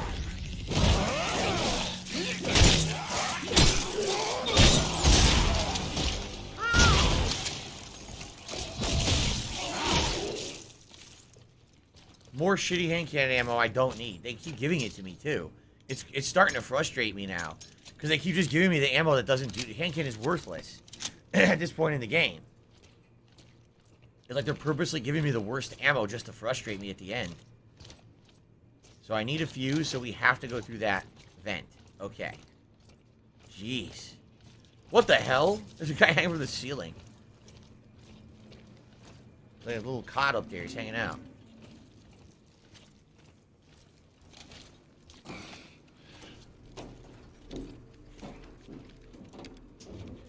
Giant enemy crab, I have no idea what you're even talking about. How do you say this is a handheld experience? Where do you see your hand being fucking held in this shit? Just hang on. I'm coming.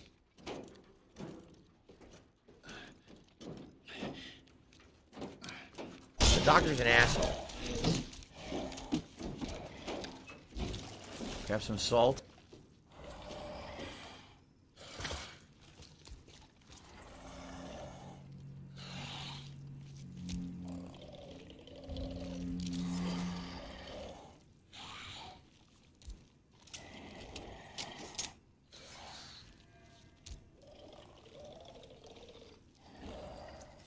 I don't fucking know, but I'm gonna be careful.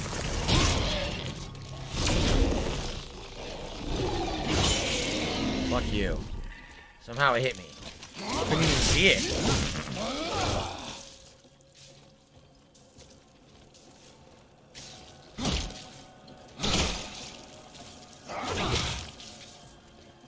No, I do think the reason a lot of people hate it is because it's not traditional survival horror. People are expecting something from survival horror games. This game is not. And they're upset at that. This game is tough. This game is very challenging. Isn't necessarily scary. I mean, that's up to you to judge. Right? After 2 weeks in the program, Subject 324-980 exhibits remarkable physical enhancement. Though his mental state is deteriorating rapidly. Amazing. Flag the subject for Mahler. Maybe this will help get coal off our backs. So Mahler was heavily involved in all of this going on. She knew everything that was happening. It wasn't like it was against her will. It's something that stopped her 100%, right? No, you don't. No, you fucking don't. Is it just weird that they stopped dropping items now, right? These guys were used to drop items when I impaled them. Now they're not dropping anything, and that's not good, right? Like, I'm boned right now. I need them to drop items. They're not dropping shit, so I don't know how I'm not going to be able to heal or nothing. It's not good.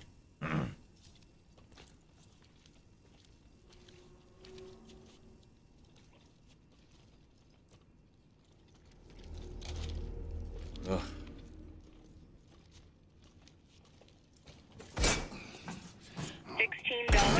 $16.51 from PayPal.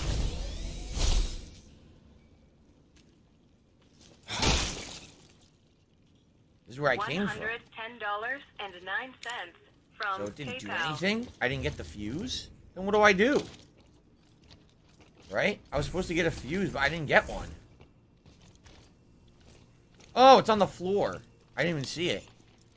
Okay. What do I do? What do I do? What do I do? You're nearly here. Just keep moving. Yeah, you better have fucking health for me. What do I do?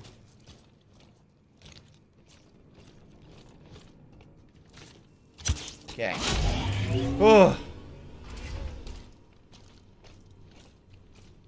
We're getting there. What do I do?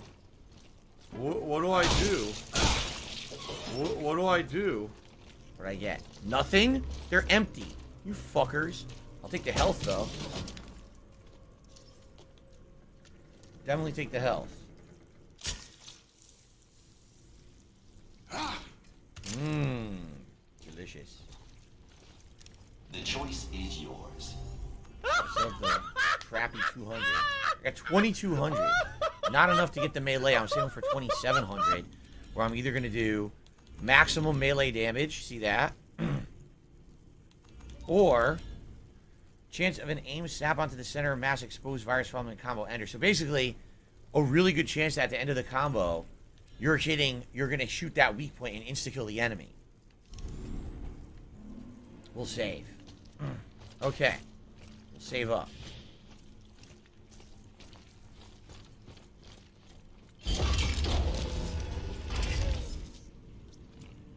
Thought you fucking said we were here.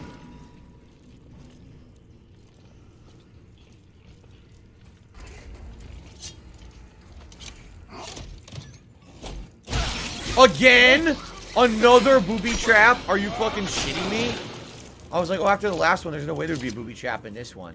Another booby trap. What the fuck? This game is cruel, man. This game is cruel. What do I do?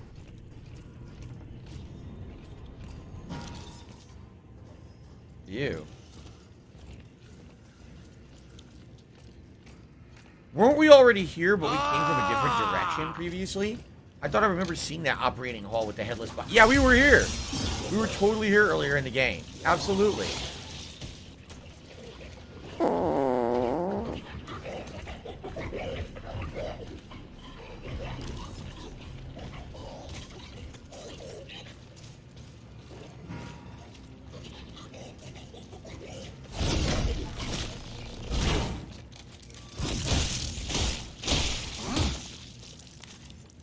He died fast. I completely remember being here earlier in the game.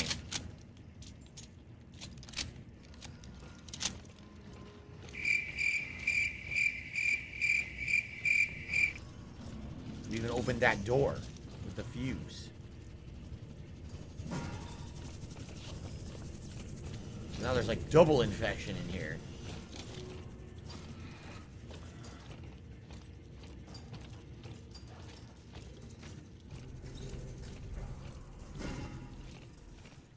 Test labs.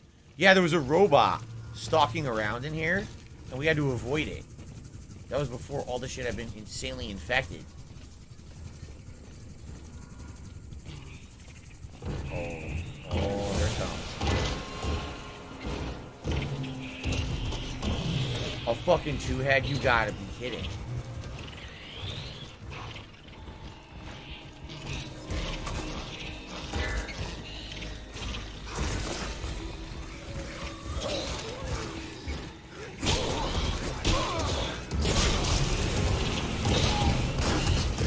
I don't even know what that was or what happened. You couldn't even see. Right? You couldn't see anything. You couldn't see a damn thing of what happened. How was that fair?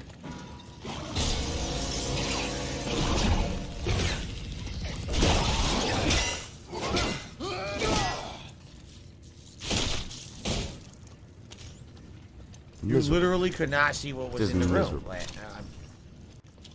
Willow, I'll see you later. This is terrible. I have no ammo, right? I have no ammo that's effective. I have no healing. I have to fight a two-head guy, also in a room with all other enemies, too. This is really bad.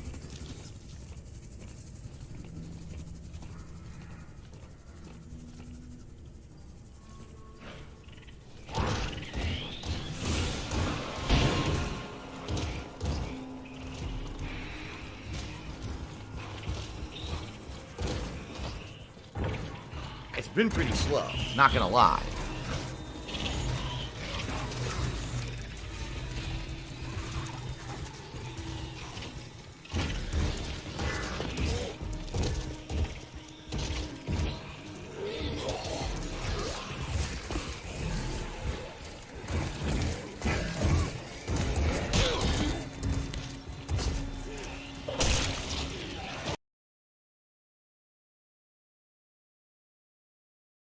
What the? Dude, are you kidding? With the fucking two-head guy, and you have no health. What the fuck were they thinking here? This is dumb.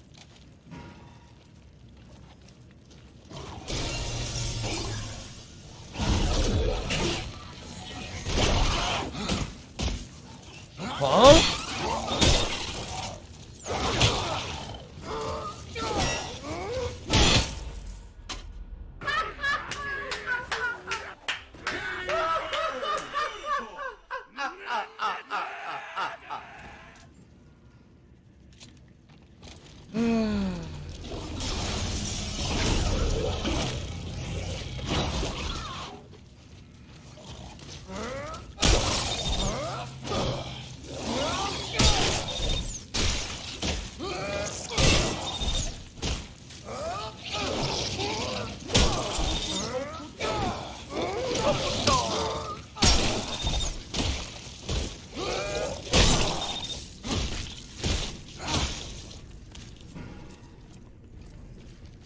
Jesus Christ. I really don't know what to do in this area. I'm at a loss. How am I going to kill a two-head while I have to fight a bunch of other little dudes? I don't see how I'm going to pull this off with no health.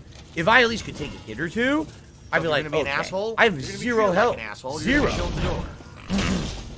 What do I do? Well, they give me a health injector because I said What that. do I do? What do I do?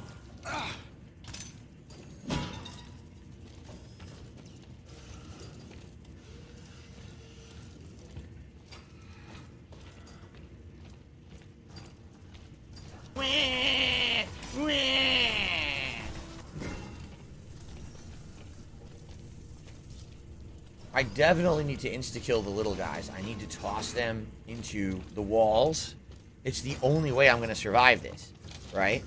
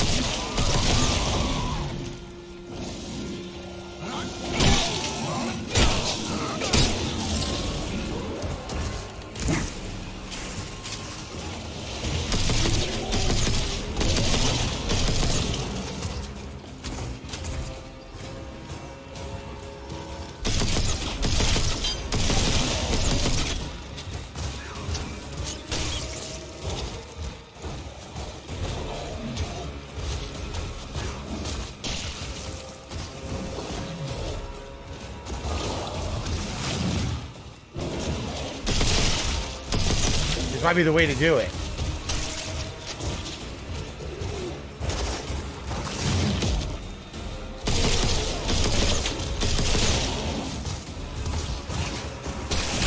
Huh? I'm not even in his reach. Complete bullshit. He never touched me. Complete bullshit. He never touched me. Wow. This is ultra cheap now. Now he can hit you when you're not even near him.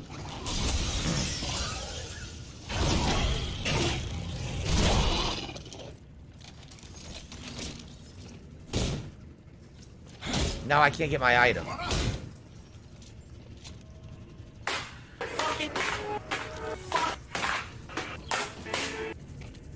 The problem is this is RNG.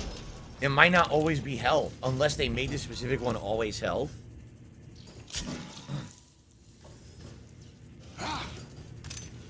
Yeah, exactly, Mark. It didn't hit me. The enemy literally did not. The two-head guy did not hit me. It was bullshit. It was the game is claiming that he has range, he doesn't, and claiming that he hit me when he never touched me. So it's bullshit because I'm going to have to get distance, but you can't really. Once he goes to that second form, he has more speed than you do.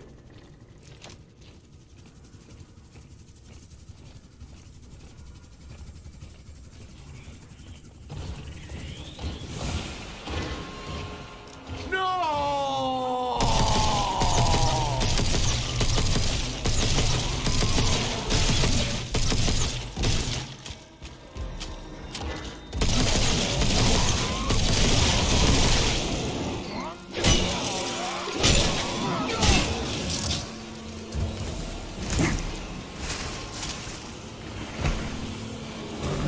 Very, very, very critical.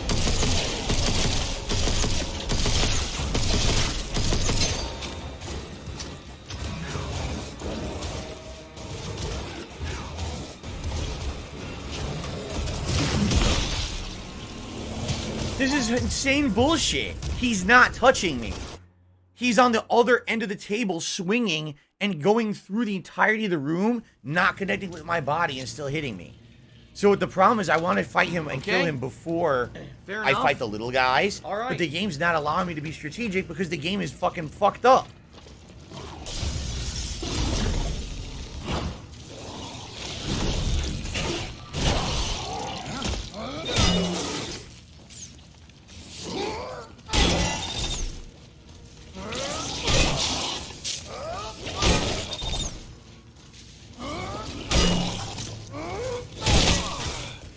What?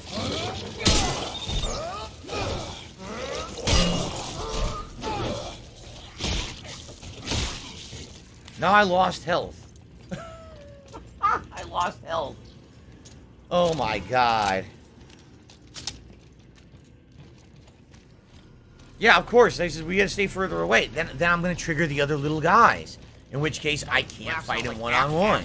That's the problem with this right now. If I had more health, and I could not worry about the little guys, that'd be one thing. Look how little health I have. I'm completely fucked here.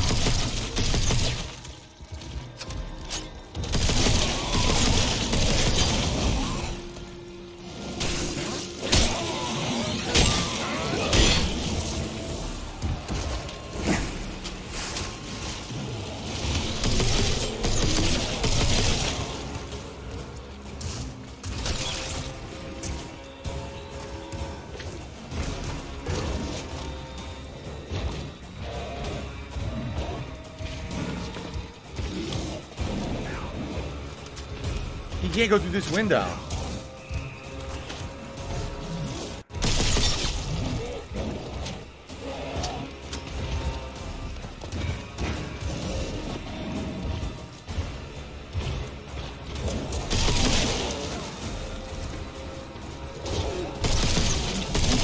Well, I know what I'm gonna do.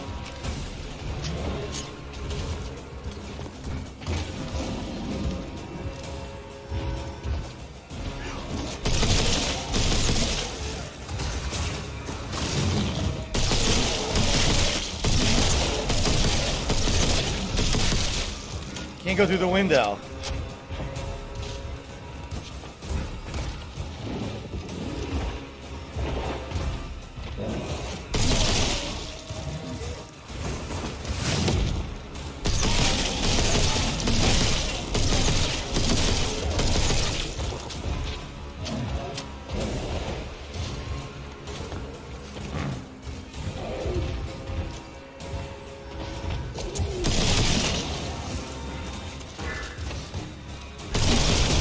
Got him!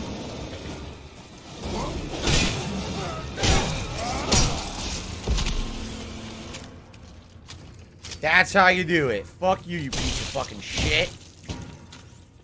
You cheap son of a bitch. Now I can fight those little guys one-on-one. Woo! Alrighty then. And there's a checkpoint.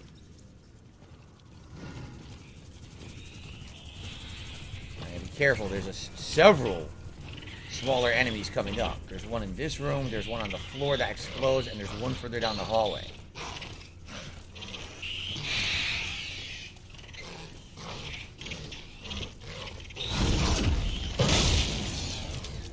Fuck you. One down. Good, worthless hand cannon ammo.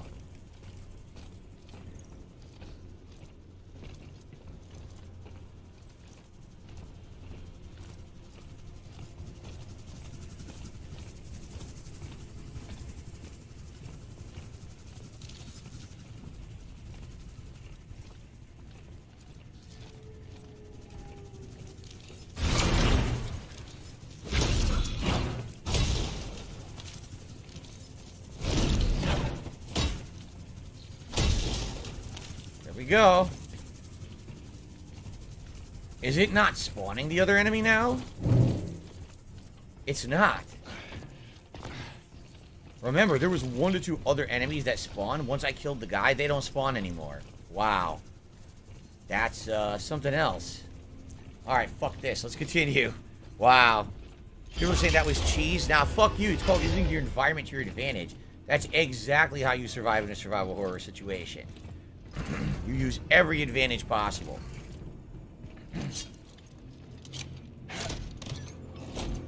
Again? 3 in a row. Seriously. 3 in a fucking row are traps. At least I got an extra health out of this one. 3 in a row. Holy shit. This game really wants to troll.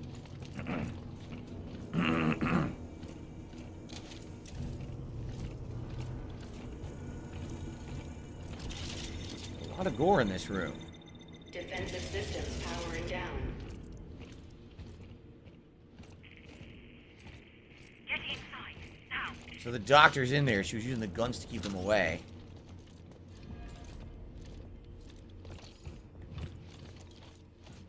Okay. Good lord.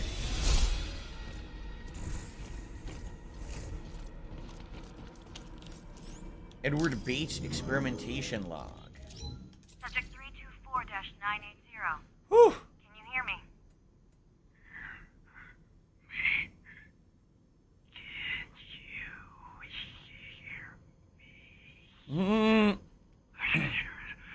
The Ziggy Piggy is here. Make it stop! Make it stop! Okay then.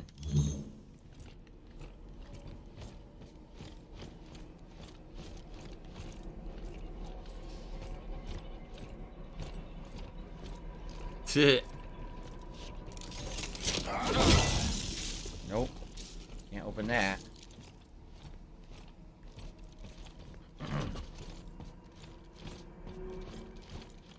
The big ass door.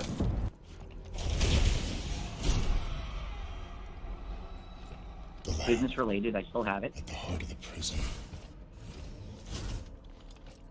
What are they doing here? What does it look like? Researching and experimenting.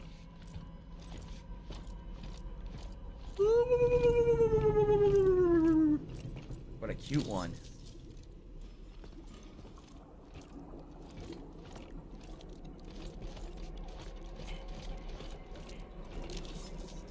I thought that was something I could interact with. Nope.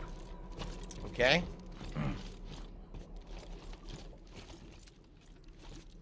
Looks like they were trying to see how long it takes to turn into those things. Alright, so Yep, Gabe Horn look. is awesome. They're timing it. Remember, they said they're basically trying to turn everyone into the captain. Turn them into superhumans. Experimenting on the prisoners. Figures. How long have they doing this? Probably a very long time. See behind this too.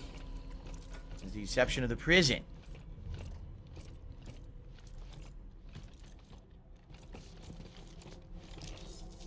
Vials of the T-virus right there. Hey, what are you doing? I said, what are you doing? It's only an inhibitor to slow the rate of infection. You said you could cure her. I can, with your help. You have to trust me. Right. You're wasting time, and she doesn't have much. All right, fine. Do whatever you need to do. What do I do? Soon everything will become clear. Why don't you start by telling me about this? Recordings, you know what happened on Europa? I have no idea what happened on Europa. I wasn't there when the attack happened. No, but she was. Are you sure you really want to? Yes!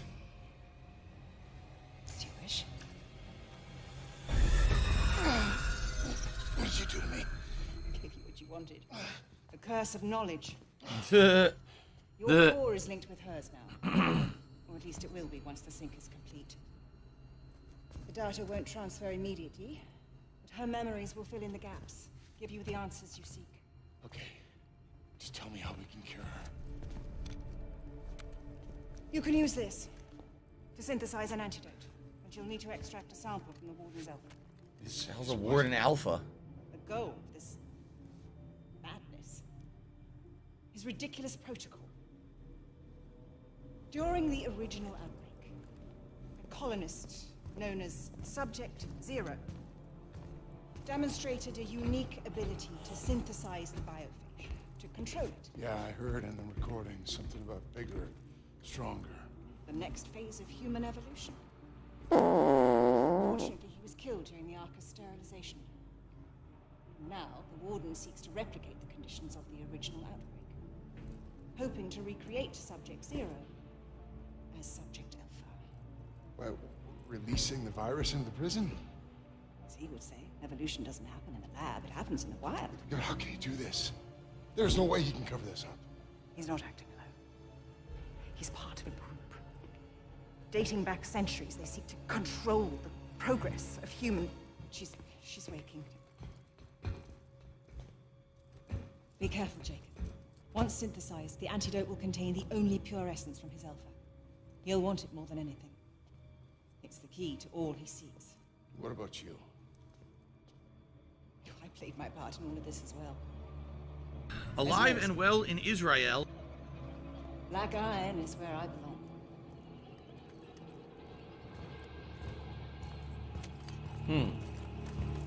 It's you.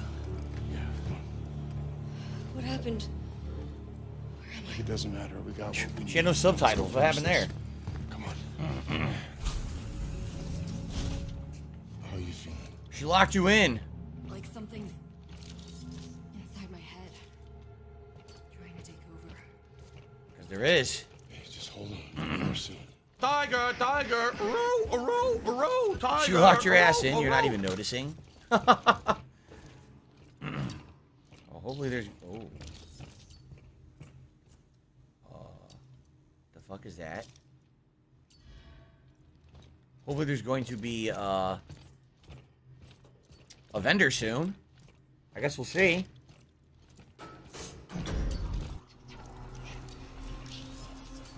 I don't think that's real. Did you see that? Nope. That's his co-pilot.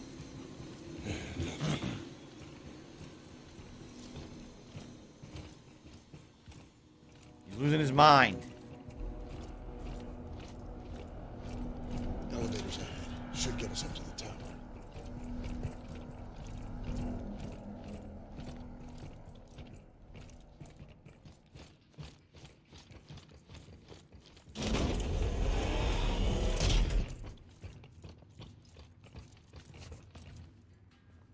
All right, here we go.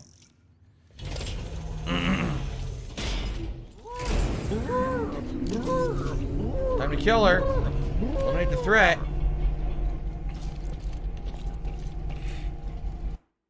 Oh, good. I like when all the lights go out. So... Last thing I remember is those robots jumping us. Mahler's helping us get the cure. And you trust her? No, it's not the cure. Here's what I think. They're using her as the new alpha, so you're gonna get whatever this alpha virus is from the warden. You're going to inject in her, and she's going to become the new Subject Zero. Watch. Yeah. Same here. Oh, this looks nice. What a nice place. What is all this? Nice and fancy. This is definitely not the UJC. Who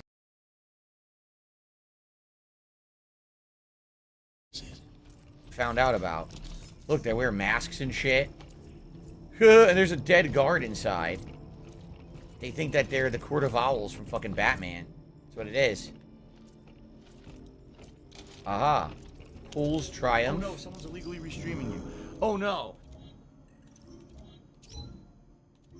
Fool's Triumph. Tonight, while the prison sleeps, I will take matters into my own hands. I will release Mahler's experiments into the wild. No more talk. The time has come for action. And You chose to break the law. Live with the consequences. initiate the Callisto protocol. So all that did is it unleashed the alien, you know, creatures on the populace of the prison and started infecting them all.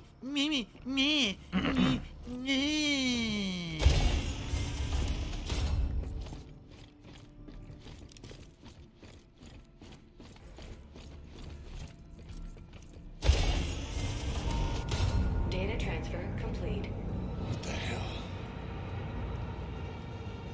Danny? 100. Whoa, shit. From PayPal. This doesn't look right.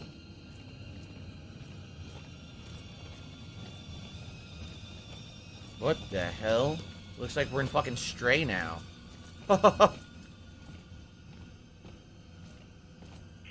now you're inside Danny's memories, seeing the truth of Europe. Oh shit. A diluted test sample. Stop from this! one of our labs.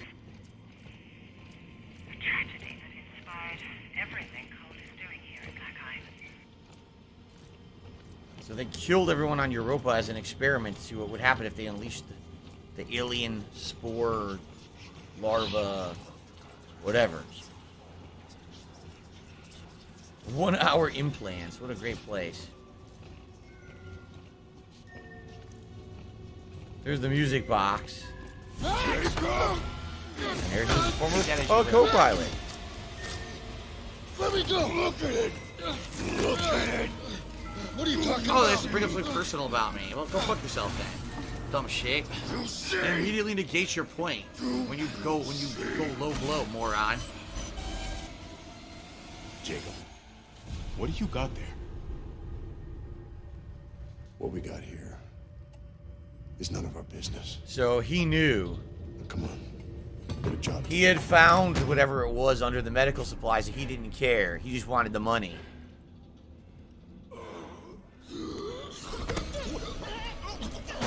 I love Hulk holding Wow. a dick.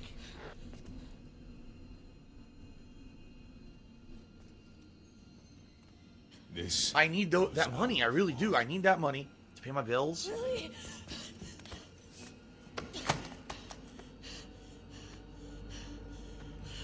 No.